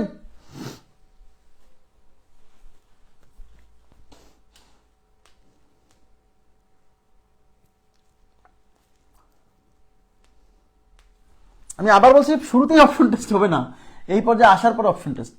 শুরুতেও অপশন টেস্ট হবে, কিন্তু এখানে মানে একটু কাটাকাটি করে ছোট করে নিয়ে অপশন টেস্ট করলে সহজ হচ্ছে না? এখানেই অপশন টেস্ট করা যাবে, কিন্তু এখানে একটু ঝামেলা মনে হচ্ছে না? তাই একটু কাটাকাটি করে একটু ছোট ফর্মে আইনে তারপর অপশন টেস্ট করবেন। ওকে, আর অপশন টেস্ট না করলে কি হবে, মানে মূল কনসেপ্টটা এই যে দেখেন। তো অপশন টেস্ট না করলে জেনারেল নিয়ম এখন করতে হবে। n দিয়ে গুণ করলে এটা 10n - n² = -144। এবার সব ওই পাশে নিয়ে যান, এই সব ওই পাশে নিয়ে যান, তাহলে এই পাশ থেকে সব ওই পাশে নিয়ে গেলে এই পাশে 0 হবে। এই -n² ওই পাশে গেলে হবে +n², এই +10n ওই পাশে গেলে -10n, আর ওই পাশে তো -144 ছিলই। হ্যাঁ, এবার এই জিনিসটাকে এই পাশে আনেন, 0 কে ওই পাশে নিয়ে ইকুয়েশনটাকে সুন্দর করে লেখেন, n² - 10n -144 = 0। ঠিক আছে, এবার 144 ভেঙে এমন দুইটা সংখ্যা গুণফল আকারে প্রকাশ করতে হবে যেন যোগফল বিয়োগফল 10 হয়। 18 × 8। আর যদি এটা না বোঝেন তাহলে ওই যে আপনাদেরকে উৎপাদক বিশ্লেষণের ক্লাসে দেখাইছি কিভাবে ভাঙতে হয়, সেভাবে করবেন। হ্যাঁ, বারে বারে তো দেখাতে পারছি না। তাহলে n² - 18n + 8n -144। উৎপাদক বিশ্লেষণের ক্লাসে কিন্তু দেখাইছি যে কিভাবে এগুলো বের করতে হয়। তাই এখান থেকে n কমন নিলে n - 18 + 8 কমন নিলে n - 18 = 0। n - 18 কমন নিলে n plus 8 is equal two 0, তাহলে হয় এইটা 0 না হলে এইটা 0, তাহলে n minus 18 is equal two 0 হলে n ইকুয়াল টু 18, অথবা n plus 8 is equal two 0 হলে n is equal to minus 8। n এর মান মাইনাস গ্রহণযোগ্য নয়, কারণ পদ সংখ্যা কখনো নেগেটিভ হতে পারে না। হ্যাঁ, n এর মান মাইনাস গ্রহণযোগ্য নয়, কারণ পদ সংখ্যা কি হতে পারে না, নেগেটিভ হতে পারে না। ঠিক আছে, পদ সংখ্যা নেগেটিভ হতে পারে না। ওকে ফাইন, নেক্সট প্রশ্নে চলে যাব। নেক্সট, এটা কত নাম্বার ছিল? 58 নাম্বার প্রশ্ন ছিল। 58 নাম্বার প্রশ্ন ছিল। 58 পরে আমি আজকে আপনাদেরকে করাবো হচ্ছে 77 এবং 78, খুবই ইম্পর্টেন্ট দুইটা প্রশ্ন। হ্যাঁ, 77 এবং 78 খুব ইম্পর্টেন্ট দুইটা প্রশ্ন।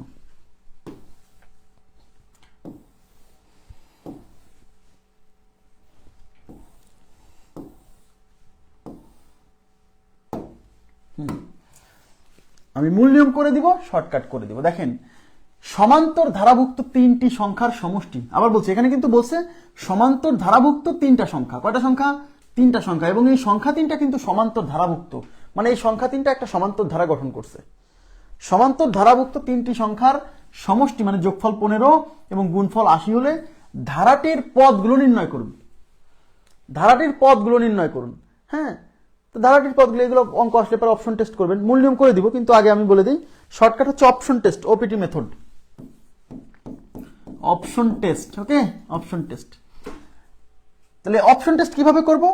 অপশনে যেহেতু কি নির্ণয় করতে বলছে, ধারাটির পদগুলো নির্ণয় করতে বলছে, তাহলে এখানে এই ধারায় কয়টা পদ আছে? তিনটা পদ। এই যে তিনটা পদ, তাহলে এই যে ধারাটির পদগুলো দেওয়া আছে। ধারাটা হচ্ছে 2, 5, 8 অথবা 8, 5, 2।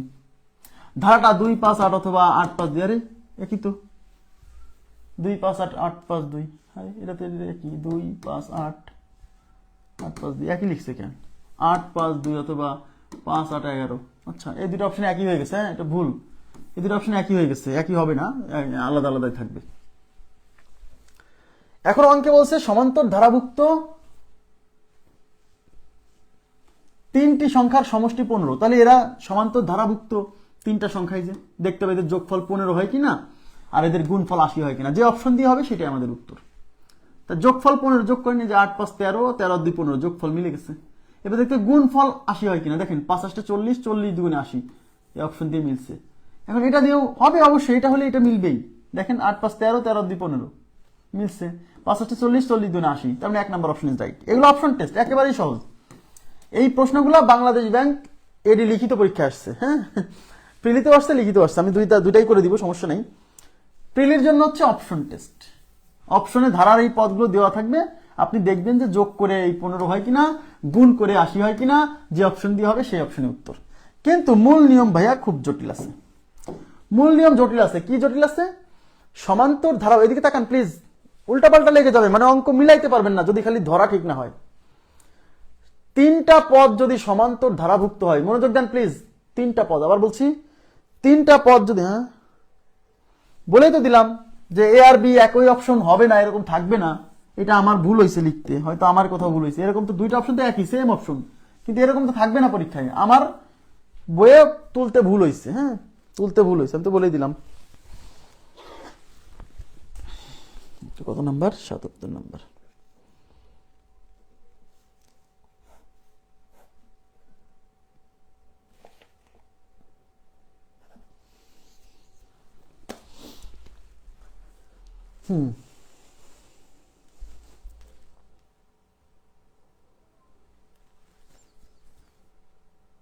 ঠিক আছে।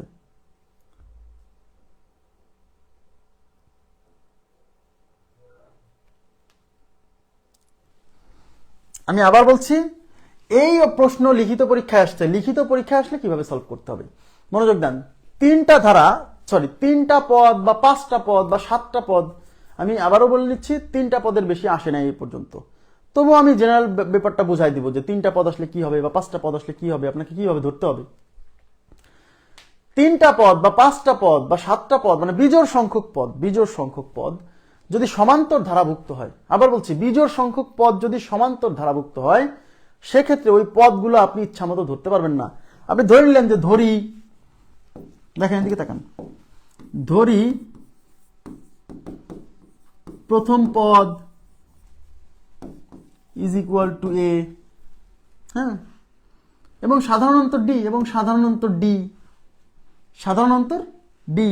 হ্যাঁ, তাহলে অতএব দ্বিতীয় পদ তাহলে এ প্লাস ডি, তৃতীয় পদ কিভাবে পাবেন, তৃতীয় পদ এ প্লাস 2d, মনে আছে?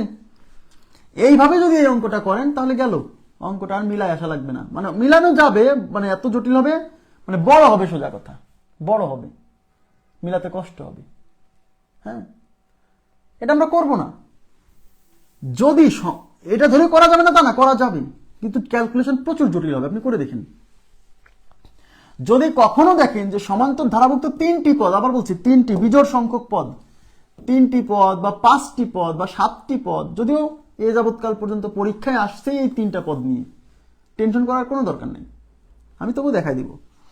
যদি কখনো দেখেন সমান্তর ধারাভুক্ত 3টা পদ, তাদের সমষ্টি বা গুণফল বা সামথিং কিছু দেওয়া আছে, সেক্ষেত্রে ধারাটা নির্ণয় করতে বলছে এবং কি বের করতে বলছে, ধারাটির পদগুলো নির্ণয় করতে বলেন। এই টাইপের প্রশ্ন যদি আসে, আপনাকে অবশ্যই অবশ্যই ওই ধারার যে 3টা পদের কথা বলা আছে, ওই ধারার 3টা পদ আপনাকে স্পেশালি একটু ভিন্নভাবে ধরতে হবে। এদিকে তাকান, আপনাকে প্রথম পদ এ ধরা যাবে না, এরকম যদি আসে সমান্তর ধারাভুক্ত 3টি পদের সমষ্টি গুণফল এরকম দেওয়া থাকে এবং ধারাটি বের করুন, এই টাইপের প্রশ্ন যদি আসে, প্রথম পদ এ ধরা যাবে না, ধরতে হবে মাঝখানের পদ এ,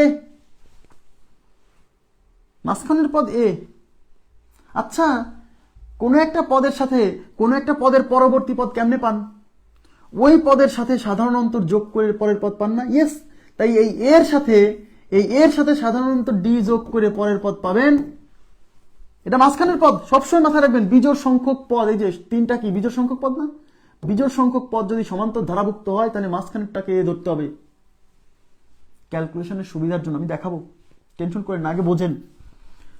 তাহলে এই মাঝখানেরটা এ, তাহলে এই মাঝখানেরটা যদি এ হয়, পরে আছে একটা আগে আছে একটা, তাহলে পরেরটা হলো কিভাবে পাবেন, এই এর সাথে সাধারণ অন্তর ডি যোগ করতে হবে। তাহলে এর আগেরটা কিভাবে পাবেন, এইটার সাথে যদি ডি যোগ করে এটা পান, তাহলে এটার সাথে ডি বিয়োগ করে আগেরটা পাবেন, তাহলে আগেরটা হবে এ মাইনাস ডি। ইয়েস, এইভাবে পদ 3টা ধরতে হবে, মাঝখানেরটা এ, এই পাশে এ প্লাস ডি, এই পাশে এ মাইনাস ডি, এই পাশে এইভাবে পদ 3টা ধরতে হবে যদি 3টা ধারা। এখন যদি বলতো যদি 5টা ধারা সমান্তর, যদি সমান্তর ধারাভুক্ত 5টি সংখ্যা বলতো বা 5টি পদ বলতো, তখনও মাঝখানেরটা এ, এই পাশেরটা এ প্লাস ডি, এই পাশেরটা এ মাইনাস ডি। এখন এর সাথে আরো ডি যোগ করে এই পাশে পাইতাম এ প্লাস 2d, আর এটার সাথে আরো ডি বিয়োগ করে এই পাশে পাইতাম এ মাইনাস 2d। এই হলো 5টা পদ। এই যে যদি 7টা পদ হতো, মাঝখানটা এ প্লাস ডি, এ মাইনাস ডি, এ প্লাস 2d, এ মাইনাস 2d, এ প্লাস 3d, এ মাইনাস 3d। আমার কথা কি বুঝছেন? যদি বিজোড় সংখ্যক পদ, বিজোড় সংখ্যক সংখ্যা যদি সমান্তর ধারাভুক্ত হয়, সেক্ষেত্রে প্রথম পদ এ ধরা যাবে না, ধরলে ক্যালকুলেশন জটিল হবে। ধরতে হবে মাঝখানটা এ, এই পাশে এ প্লাস ডি, এই পাশে এ মাইনাস ডি, ক্যালকুলেশনের সুবিধার জন্য। এখন ক্যালকুলেশনের কি সুবিধা পাবেন অঙ্ক করার সময় আমি বলে দেব। একজন আমাকে বলছে, ভাই যদি এখানে 3টা পদ না বলে 4টা পদ বলতো তাহলে কি ধরতেন? তাহলে মাঝখানে 3টা পদের যেমন মাঝখানে আছে, হ্যাঁ শোনেন, 3টা পদের যেমন মাঝখানে আছে, যে মাঝখানে, কিন্তু 4টা পদের তো মাঝখানে থাকতো না, তখন মাঝখানেরটা এ ধরতাম না, মাঝখানে 2টা ধরতাম। তখন মাঝখানে 2টা ধরতাম হলো এই যে এইটা আর এটা, এই মাঝখানে 2টা, এটা ধরতাম এ প্লাস ডি, আর এটা ধরতাম এ মাইনাস ডি। মাঝখানে 2টা এ প্লাস ডি, এ ধরতামই না এখানে, এ প্লাস ডি, এ মাইনাস ডি। আর এই পাশেরটা কি হতো? আচ্ছা দেখাচ্ছি, আগে বিজোড় সংখ্যক পদেরটা দেখাই, তারপর জোড় সংখ্যক পদ কি হবে আসেনি এ পর্যন্ত, আমি বলে দিবনি, সমস্যা নেই, বুঝছেন? আবার বলছি, সমান্তর ধারাভুক্ত যদি 3টা 5টা মানে বিজোড় সংখ্যক পদ থাকে, সেক্ষেত্রে ধরে নেওয়ার নিয়ম হচ্ছে মাঝখানেটা এ, এই পাশেটা এ প্লাস ডি, এই পাশেটা এ মাইনাস ডি, 3টা হইলে তারপরে যদি আরো বাড়াতে হয়, এই পাশে যোগ করবেন ডি, এই পাশে ডি যোগ করে করে যাবেন, এই পাশে ডি বিয়োগ করে করে আসবেন, ব্যাস। আচ্ছা, তাহলে ধরি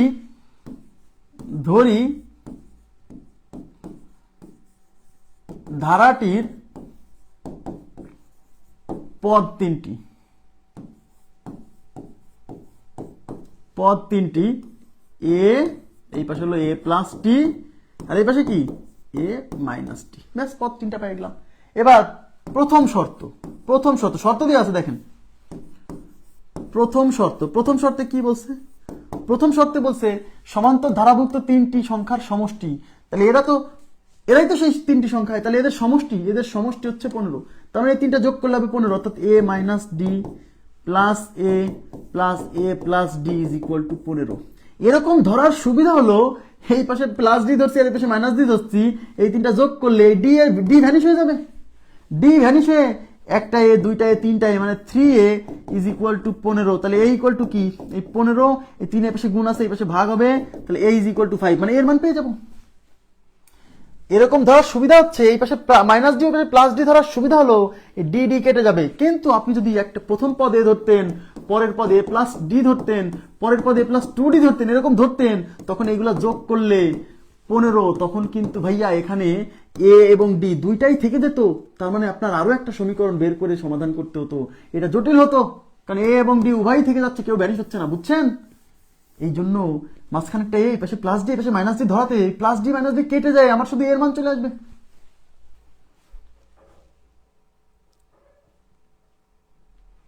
ওকে, ব্যাস প্রথম শর্ত থেকে আমি এ পেয়ে গেছি। এবার দ্বিতীয় শর্ত কি বলছে, সমান্তর ধারাভুক্ত তিনটি সংখ্যার সমষ্টি 15 এবং গুণফল 80। গুণফল 80 মানে কি, এবং গুণফল মানে এই তিনজনের গুণফল হচ্ছে 80। তাহলে দ্বিতীয় শর্ত যে তিনজনের গুণফল, অর্থাৎ a minus d into a plus d is equal to 80। দেখেন এই এ মাইনাস ডি আর এ প্লাস ডি এক জায়গায় আনেন, তাহলে সূত্রে পড়বে a minus d into a plus d into এর মান তো এই, আচ্ছা এর মানে এই রাখেন, এ ইজ ইকুয়াল টু 80। এইটুক হচ্ছে a minus a plus b into a minus b, অর্থাৎ এইটুক a square minus b square সূত্রে পড়ছে। তো এইটুক হচ্ছে a square minus d square into এর মান কিন্তু আমাদের কোশ্চেনে দেওয়া ছিল, আমরা সলভ করে পাইছি যে এর মান 5 ইজ ইকুয়াল টু 80। তাহলে এ স্কোয়ার মাইনাস ডি স্কোয়ার, এই 5 এই পাশে গুণ ছিল, এই 5 এই পাশে এসে 80 কি ভাগ হবে, 5 16 80। দেখেন তাহলে এই পাশে আছে a square minus d square is equal to 16। এখন এর মান তো আমাদের জানা, এর মান হচ্ছে 5, এই যে এর মান 5, তাহলে 5 square minus d square equal to 16। যেহেতু আমরা এখান থেকে ডির মান বের করব, কারণ বলছে ধারাটির পদগুলো নির্ণয় করুন, তো ধারা বের করতে গেলে প্রথম পদ লাগবে, ডিও তো লাগবে, তাছাড়া তো হবে না। প্রথম পদ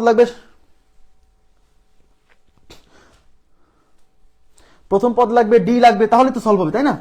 তাহলে এখান থেকে ডি বের করবো, বুঝছেন?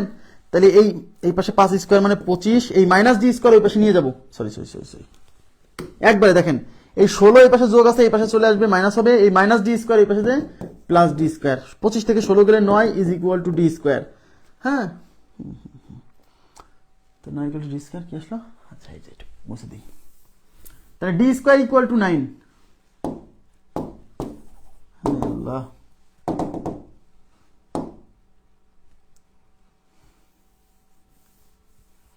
তাহলে ডি স্কোয়ার ইকুয়াল টু 9, তাহলে ডি ইকুয়াল টু কি, এই স্কোয়ার টাইপ এসে রুট হবে, আর রুট হওয়ার সাথে সাথে প্লাস মাইনাস চলে আসবে, বুঝছেন? তাহলে রুট 9, তাহলে D equal to plus minus 3। তাহলে ডির মান প্লাস মাইনাস 3 আর এর মান হচ্ছে 5। এই যে এই এর মান আর ডির মান এখন এই যে এখানে বসাই দিলে এই পদগুলো পাবো, কারণ অঙ্কে বলছে ধারাটির পদগুলো নির্ণয় করুন। তো পদগুলো আমি এইগুলো ধরছি, এগুলো পদ ধরছি না, তো এগুলাতে এই যে এর মান, এই যে এর মান আর ডির মান বসালেই তো আমার পদগুলো আসবে। তাহলে অতএব এবার লিখব অতএব ধারাটির পদগুলো,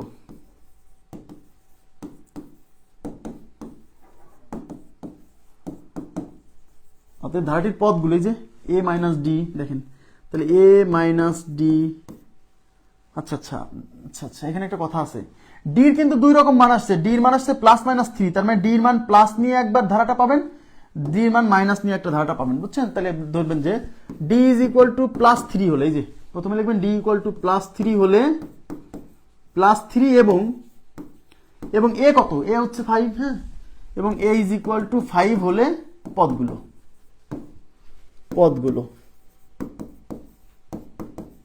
পদগুলো কিভাবে,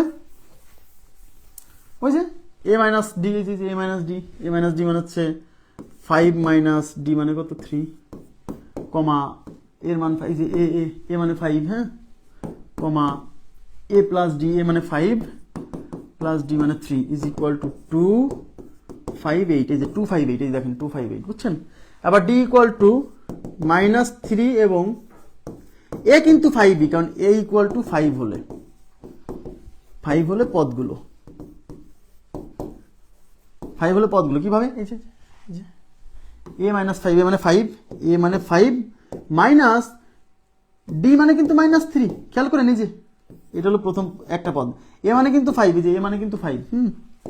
আবার এ মানে 5 প্লাস ডি মানে -3। হ্যাঁ, তাহলে এই যে 5 মাইনাস মাইনাসে প্লাস 3 8। হ্যাঁ, তাহলে এখানে হবে 8 কমা 5 কমা 5 প্লাস মাইনাসে মাইনাস। হ্যাঁ, 5 - 3 মানে 2। তার মানে 8 5 2 আর 2 5 8। এই যে দেখেন 2 5 8 8 5 2। এরকম হওয়ার কারণ হচ্ছে কারণ ডির মান যদি প্লাস হয় তাহলে ধারার মানগুলো পদের মানগুলো ক্রমান্বয়ে বাড়ে। এগুলো বলবো নি আমি, ধারার বৈশিষ্ট্য যখন পড়াবো বলবো। আর ডির মান যখন নেগেটিভ হয় তখন ধারার পদগুলো কি হয় জানেন, ক্রমান্বয়ে কমে, যে 8 থেকে 5 5 থেকে 2 এরকম।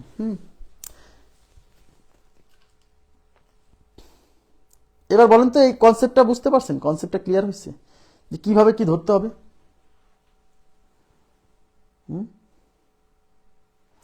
কিভাবে কি ধরতে হবে এবং কেন ধরতে হবে এই ব্যাপারটা ক্লিয়ার হয়েছে কিনা? ওকে, আচ্ছা আমি এবার নেক্সট প্রশ্নে চলে যাচ্ছি। এই দেখেন, আর আমি বলছি এমসিকিউতে কিন্তু অপশন টেস্ট, এমসিকিউতে কিন্তু এত কিছু করার সুযোগ নাই, যদিও করা যাবে, খুব কঠিন না, খুব কঠিন না ব্যাপারটা, মানে মূল নিয়ম খুব কঠিন হবে এমন না, কিন্তু এমসিকিউতে অপশন টেস্ট। ধারার পদগুলো চাইছে, তো দেখতে হবে পদগুলো যোগ করে 15 হয় কিনা, পদগুলো গুণ করে 80 হয় কিনা, যে অপশন দিয়ে হবে সেটা উত্তর। নেক্সট, সমান্তর ধারাভুক্ত 3টি পদের সমষ্টি 27। দেখেন সমান্তর ধারাভুক্ত কয়টা পদ? 3টা পদ। 3টা পদের সমষ্টি 27 এবং তাদের বর্গের সমষ্টি 293। এবার দেখেন, মানে সমান্তর ধারাভুক্ত 3টা পদ, এই 3টা পদকে যোগ করলে 27 হবে এবং এই 3টা পদকে বর্গের সমষ্টি মানে বর্গ করে যোগ করলে 293 হবে। বলতে ধারাটি নির্ণয় করুন। অপশন টেস্ট, অপশন টেস্ট, এই যে বাংলাদেশ ব্যাংক এরই লিখিত পরীক্ষা আসছে এগুলো, বুঝছেন? Option test. আগে দেখতে হবে এগুলো যোগ করে 27 হয় কিনা। তাহলে 15 আর 10 কত? 25, 25 আর 4 29, হলো না, তার মানে প্রথমেই বাদ। 14 আর 10 24, 24 আর 5 29, এটা হলো না, প্রথমেই বাদ। 14 আর 23, 23 আর 4 27। দেখেন 14 আর 23, 23 আর 4 27, তার মানে এটা হতে পারে। এবার দেখতে হবে এইগুলাকে বর্গ করে যোগ করে 293 হয় কিনা। তাহলে 14 square plus 9 square plus 4 square, 14 square 144 plus 9 square 81 plus 4 square 16। দেখেন 6 আর 1 7, 7 আর 4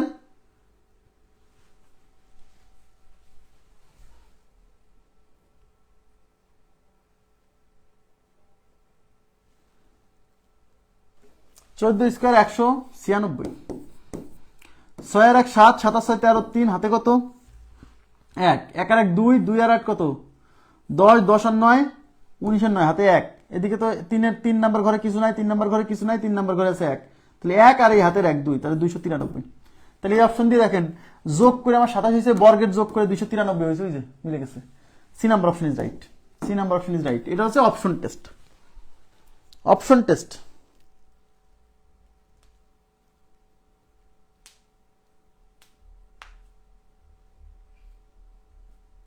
ওকে, আর মূল নিয়মে কি করবেন? মূল নিয়মে আপনি যেহেতু এখানে কয়টা পদ, আবার বলছি বিজোড় সংখ্যক পদ, আবার বলছি বিজোড় সংখ্যক পদ থাকলে কিন্তু মাঝখানেরটা এ, এই পাশে এ প্লাস ডি, এই পাশে এ মাইনাস ডি। যেহেতু এখানে 3টা পদ বলছে, তাহলে দেখবেন যে ধরি ধারাটির 3টি পদ হচ্ছে এ, এই পাশে এ প্লাস ডি, এই পাশে এ মাইনাস ডি, এটা হলো ধারার 3টা পদ। এবার প্রথম শর্ত, 2টা শর্ত দেওয়া আছে। প্রথম শর্তে কি আছে? এগুলো যোগ করলে হবে 27, তাহলে এগুলো যোগ করেন, অর্থাৎ a minus d plus a plus d is equal to 27। এই প্লাস ডি মাইনাস ডি কাটা, এই plus d minus d vanish করার জন্যই মূলত এই পাশে প্লাস ডি ধরছে, এই পাশে মাইনাস ডি ধরছে, বুঝছেন? তাহলে এই একটায় 2টায় 3টায়, তাহলে 3a ইজ ইকুয়াল টু 27। এই 3 এই পাশে গুণ আছে, ওই পাশে ভাগ হবে, তাহলে equal to 27 divided by 3, a equal to 9। ব্যাস, এর মান পেয়ে গেলাম। প্রথম শর্ত গেল। এবার দ্বিতীয় শর্ত। দ্বিতীয় শর্তে কি বলছে? দ্বিতীয় শর্ত বলছে এদের বর্গের সমষ্টি, মানে এই 3টাকে বর্গ করে যোগ করলে 293 হবে। তার মানে a মাইনাস ডি এর whole square plus a square plus a plus d এর whole square is equal to 293। হ্যাঁ, তো এটাকে a মাইনাস বি এর হোল স্কোয়ার সূত্রে পড়েন, তাহলে a square minus 2ad plus d square plus a square plus এখানে হবে a square plus 2ad plus d square is equal to 293। দেখেন এই 2ad কাটা, সব কিছু কেটে যাবে। একটা স্কোয়ার, দুইটা স্কোয়ার, তিনটা স্কোয়ার, তাহলে 3a স্কোয়ার প্লাস একটা 2 স্কোয়ার, একটা 2 square plus 2d square is equal to 293। তাহলে 3 ইন্টু এই এর মান কিন্তু অলরেডি আমরা বের করে রেখে আসছি 9, এর মান 9। তাহলে এই স্কোয়ার মানে 9 square plus 2d square is equal to 293। 9 square 81, 81 গুণ তাহলে 3 গুণ 81 plus 2d square equal to 293। 3 গুণ 81 মানে 243 plus 2d square equal to 293। এই 243 এই পাশে যোগ আছে, ওই পাশে বিয়োগ হবে, তাহলে এই পাশে থাকবে 2d square equal to 293 minus 243। তাহলে 2d স্কোয়ার ইকুয়াল টু 293 থেকে 243 গেলে 50। এই 2 এই পাশে গুণ আছে, এই পাশে ভাগ হবে, তাহলে এই পাশে থাকবে d square equal to 50 divided by 2। 50 divided by 2 25, তাহলে d স্কোয়ার ইকুয়াল টু 25। তাহলে d স্কোয়ার ইকুয়াল টু 25 হলে d ইকুয়াল টু এই স্কোয়ারটা এই পাশে যায় রুট হবে, রুট 25 আর স্কোয়ারটা রুট করার জন্য সামনে প্লাস মাইনাস। হ্যাঁ, তাহলে d equal to plus minus 5। তাহলে d এর মান প্লাস মাইনাস 5, তাহলে d এর মান প্লাস 5 নেবেন, তাহলে একবার একটা ধারা পাবেন। d এর মান মাইনাস 5 নিয়ে আর একটা ধারা পাবেন। মনে রাখবেন d এর মান প্লাস মাইনাস দুইটাই হতে পারে। হ্যাঁ, তাহলে d এর মান প্লাস 5, তাহলে d এর মান d ইকুয়াল টু প্লাস 5 এবং a ইজ ইকুয়াল টু 9 হলে, a তো 9ই সবসময়। হ্যাঁ, a ইকুয়াল টু 9 হলে ধারাটির পদগুলো কি ছিল? a প্লাস d, মনে আছে? a মাইনাস d, a মানে কত? a মানে হচ্ছে 9, তাহলে 9 মাইনাস d মানে 5। ওই যে মনে করে দেখেন যে পদগুলো মাঝখানে কি ছিল? a মানে কত? 9, কমা তারপরে কি ছিল? a প্লাস d মানে 9 প্লাস d মানে হচ্ছে 5। তাহলে 9 থেকে এটা গেলে 4, 9, 9 5 14, এই হলো একটা ধারা। আবার লিখবেন যে d is equal two plus minus 5 এবং a ইজ ইকুয়াল টু 9 হলে ধারাটি,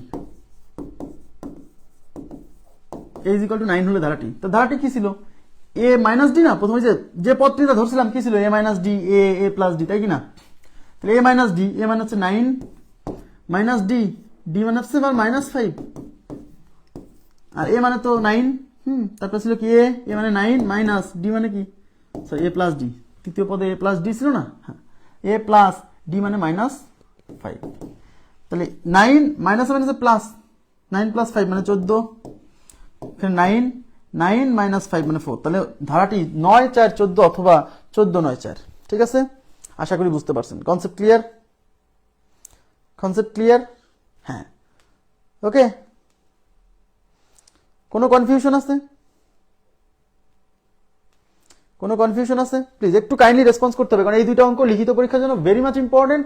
প্রিলিতেও আসতে পারে, প্রিলিতে আসার মতো। হ্যাঁ, তাহলে আমি এই কথাটা একটু বলে নিচ্ছি। সমান্তর ধারাভুক্ত যদি 3টি পদ বা 5টি পদ বা 7টি পদ, আমি আবারও বলে নিচ্ছি 3টা পদের বাইরে এ পর্যন্ত আসেনি, কিন্তু 3টা পদ, 5টা পদ, 7টা পদ মানে বিজোড় সংখ্যক পদ যদি হয়, আবার বলছি বিজোড় সংখ্যক, মাথায় রাখবেন সমান্তর ধারাভুক্ত 3টি 5টি 7টি মানে বিজোড় সংখ্যক পদ যদি হয়, সেক্ষেত্রে ধারাগুলা ধরে নেওয়ার ক্ষেত্রে মাঝখানে এ, ডান পাশে এ প্লাস ডি, বাম পাশে এ মাইনাস ডি, 3টা।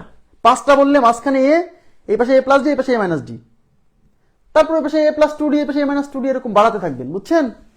যদি বিজোড় সংখ্যক পদ বলে। আর জোড় সংখ্যক পদ কখনো আসেনি, কিন্তু আমি বলে দিচ্ছি যে জোড় সংখ্যক পদ বললে কি বলবেন? যে সমান্তর ধারাভুক্ত, আমি একটু লিখে দিই। সমান্তর ধারাভুক্ত, দেখেন তাকান, সমান্তর ধারাভুক্ত 3টি পদ, সমান্তর ধারাভুক্ত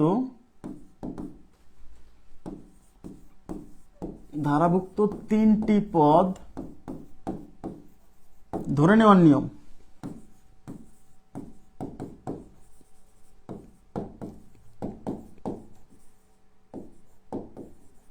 নিয়ম মাঝখানেরটা এ, সবসময় মাথায় রাখবেন বিজোড় সংখ্যক পদ হলেই মাঝখানে এ, মাঝখানে এ, ডান পাশে এর সাথে ডি যোগ করে নেবেন, বাম পাশে এর থেকে। আমরা শুনেন, এটা একটা সমান্তর ধারায় আমরা পদগুলো কেমনে পাই?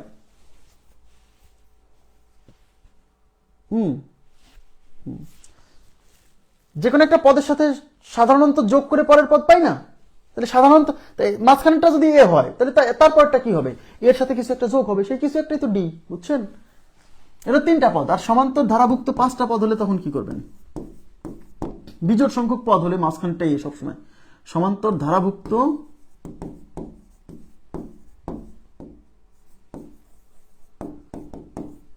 5টি পদ নিয়ে ধরে নেওয়ার নিয়ম। তাহলে মাঝখানেটা এ, বিজোড় সংখ্যক হলেই মাঝখানে এ, তার এই পাশে হলো a প্লাস ডি, হ্যাঁ এই পাশে হচ্ছে a মাইনাস ডি, ব্যাস। কিন্তু কেবল 3টা হয়েছে, কিন্তু 5টা হতে হলে তার মানে এই পাশে আরেকটা হবে, তখন এইটার সাথে আবার ডি যোগ করলে হবে a প্লাস টু ডি, আর এটার সাথে আবার ডি মাইনাস করলে হবে a মাইনাস টু ডি, ব্যাস হয়ে গেল। 7টা হইলে পরে তখন পর্যায়ক্রমে পাশে a প্লাস থ্রি ডি, এ পাশে a মাইনাস থ্রি ডি, বুঝছেন? কিন্তু সমান্তর ধারাভুক্ত বিজোড় সংখ্যক পদ হলে এরকম মাঝখানেরটা এ ধরে দুই পাশে আস্তে আস্তে বাড়াতে থাকবো, হ্যাঁ। কিন্তু সমান্তর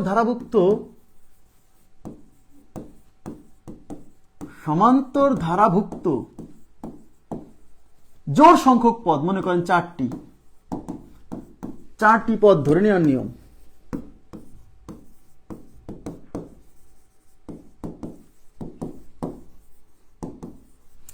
এখন 4টা পদ হলে ভাইয়া শোনেন এদিকে তাকান, 3টা পদ যখন হয়েছিল তখন আমরা মাঝখানে পাইতাম, 3টার তো মাঝখানে হয়, তখন 3টার মাঝখানে এ ধরছি, তবে a plus D a minus D.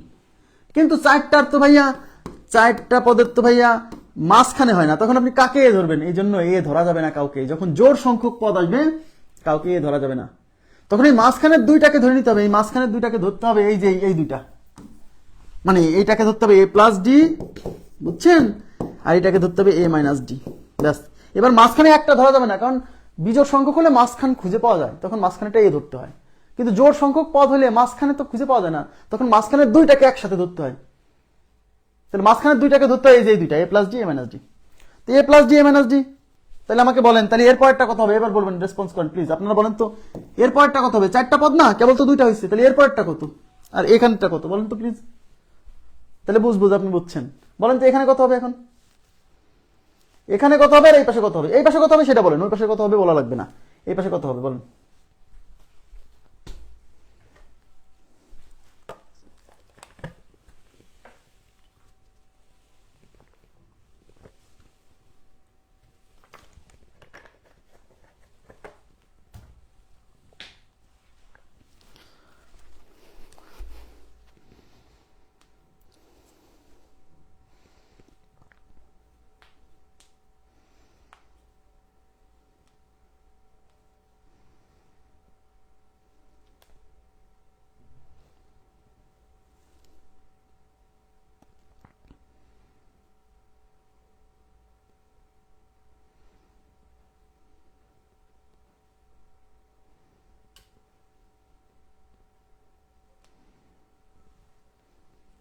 বলেন, না বললে তো বিপদ। আচ্ছা, একটা গ্যাপ হবে a প্লাস টু ডি। আচ্ছা, রাবিয়া পারভিন রিয়া বলছেন a প্লাস টু ডি, অন্যদের কি অবস্থা? a plus two D a minus two D, a plus two D, yes. Aris Mannan, thank you very much, thank you very much. Aris Mannan তো না, Aris Mamun, a plus three D, yes. এইটাই আমি জানতে চাচ্ছিলাম, যে আমি জানি যে এই পাশে বলবেন যে ভাই তাহলে এর সাথে ডি যোগ করেন, এর সাথে ডি যোগ করলে a প্লাস টু ডি, আর এই পাশে a মাইনাস টু ডি। কখনো কি খেয়াল করছেন এই ধারায় এখানে যখন আপনি a মাইনাস ডি আর a প্লাস ডি ধরছেন দুইটা পদ, এই ধারায় সাধারণ অন্তর হয়ে গেছে টু ডি, এটা খেয়াল করছেন? এখানে কিন্তু সাধারণ অন্তর ডি ছিল, এখানে সাধারণ অন্তর ডি ছিল, এই যে এখান থেকে এখানে ডি বেশি, এখান থেকে এখানে ডি কম, কিন্তু এখানে সাধারণ অন্তর টু ডি। খেয়াল করে দেখেন সাধারণ অন্তর কেমনে বের করেন, যে কোনো পদ থেকে তার পূর্বের পদ বিয়োগ করতে হয় না, তাহলে এই পদ থেকে এই পদ বিয়োগ করেন, তাহলে এই যে a প্লাস ডি, দেখেন এদিকে তাকান, আমি দেখা দিচ্ছি, এগুলো মুছে দেই। তাহলে যে এই পদ থেকে এই পদ বিয়োগ করে সাধারণ অন্তর বের করেন, তো এটা হচ্ছে a plus d minus a minus D, অর্থাৎ a প্লাস ডি মাইনাসে মাইনাসে মাইনাসে প্লাস ডি, a কাটা টু ডি। আপনি কি বুঝছেন যে আপনি মাঝখানের পদ দুইটা যখন একটা a প্লাস ডি ধরছেন আর একটা a plus a minus D ধরছেন, এখানে সাধারণ অন্তর হয়ে গেছে টু ডি, তাহলে এই পদের সাথে টু ডি যোগ করে পরের পদ পাবেন, তাহলে a প্লাস ডির সাথে টু ডি যোগ করলে হবে a প্লাস থ্রি ডি ভাইয়া। তাহলে এই পদের সাথে টু ডি মাইনাস করে তার আগেরটা, অর্থাৎ মাইনাস ডি আছে আর এখান থেকে আবার মাইনাস টু ডি করলে a মাইনাস থ্রি ডি। এখানেই ভুলটা হবে অনেকের ভুলটা এখানেই হবে, সে বুঝতেই পারেনি যে সাধারণত টু ডি হয়ে গেছে, ডি আর নাই। এবার কি বোঝা গেছে? এই জায়গাটা কি ক্লিয়ার হয়েছেন? যে যখন জোড় সংখ্যক পদের কথা বলবে সমান্তর ধারাভুক্ত, সেক্ষেত্রে ধরে নেওয়ার নিয়ম হচ্ছে মাঝখানের দুইটা, একটা হচ্ছে a প্লাস ডি, একটা হচ্ছে a plus a minus D, এই দুটা ধরবেন, তারপর এগুলোর সাথে 2D করে যোগ করতে যাবেন, 2D করে বিয়োগ করতে করতে আসবেন। হ্যাঁ, আর বিজোড় সংখ্যক পদ হলে মাঝখানেরটা এ, আর এই পাশেরটা এ প্লাস ডি, এই পাশে এ মাইনাস ডি। তারপর এক্সটেনশন করবেন, ওই পাশে ডি যোগ করে যাবেন, এই পাশে ডি বিয়োগ করে আসবেন। এইবার আমাকে রেসপন্স করে বলতে হবে এই কনসেপ্টটা বুঝতেন কিনা, যে এখানে কেন জোড় সংখ্যক পদ হলে, জোড় সংখ্যক পদ 4টা পদ হলে, হ্যাঁ, মাঝখানের 2টা ধরতে হবে, একটা ধরতে হবে এ প্লাস ডি আর একটা কি এ মাইনাস ডি। এ তো 2টা হলো, এখন এর পরেরটা কত হবে আর এর আগেরটা কত হবে? এর পরেরটা হবে এটার সাথে 2D যোগ, তখন হবে এ প্লাস 3D, আর এর আগেরটা হবে এর সাথে 2D বিয়োগ, তারপরে এ মাইনাস 3D। এ মাইনাস ডি আসে, আবার মাইনাস 2D করলে মাইনাস 3D। কেন এই 2D থেকে আসলো? এর সাথে 2D কেন যোগ করতেছি? কারণ যখন আপনি এই 2টা পদ ধরছেন সমান্তর ধারাভুক্ত, তখন এইটা থেকে এটা বিয়োগ করে দেখতেছি যে এদের মধ্যে সাধারণত ডি নাই, 2D হয়ে গেছে। তার মানে এর সাথে এখন ডি যোগ করা যাবে না, কারণ আমরা কোনো একটা সমান্তর ধারার একটা পদের সাথে সাধারণত যোগ করে পরের পদ পাই। তো এই ধারায় তো সাধারণত ডি নাই, হয়ে গেছে 2D, এর সাথে 2D যোগ করে এটা পাবো।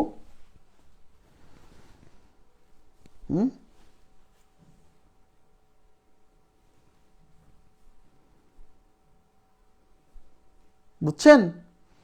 এই জায়গাটা কিন্তু অনেকেই বোঝে না, অনেকেই এই জায়গায় উল্টাপাল্টা করে ফেলে। যদিও আমি আবার বলছি, সমান্তর ধারাভুক্ত জোড় সংখ্যক পদ কখনোই আসেনি ভাই। এ পর্যন্ত আসছেই 2টা অঙ্ক, যার প্রত্যেকটা অঙ্কে ছিল সমান্তর ধারাভুক্ত 3টি পদ। এত টেনশন করা লাগবে না, কিন্তু 3-এর অধিক পদ আসলে, 4টা-5টা পদ আসলে কি হবে আমি সেটা বুঝাই দিলাম। ঠিক আছে, তো আজকের মতো এই পর্যন্ত থাকবে। আমরা আগামীকাল আবার ক্লাস করব সমান্তর ধারার উপর। চেষ্টা করবো আগামীকাল সমান্তর ধারা ক্লোজ করে দেওয়ার জন্য, ঠিক আছে? তারপরে গুণোত্তর ধারা ধরবো, মানে কালকে ধরতে পারবো না, পরের ক্লাসে। তো আজকের মতো এই পর্যন্ত রাখবো। ভালো থাকবেন সবাই, আল্লাহ হাফেজ, শুভরাত্রি।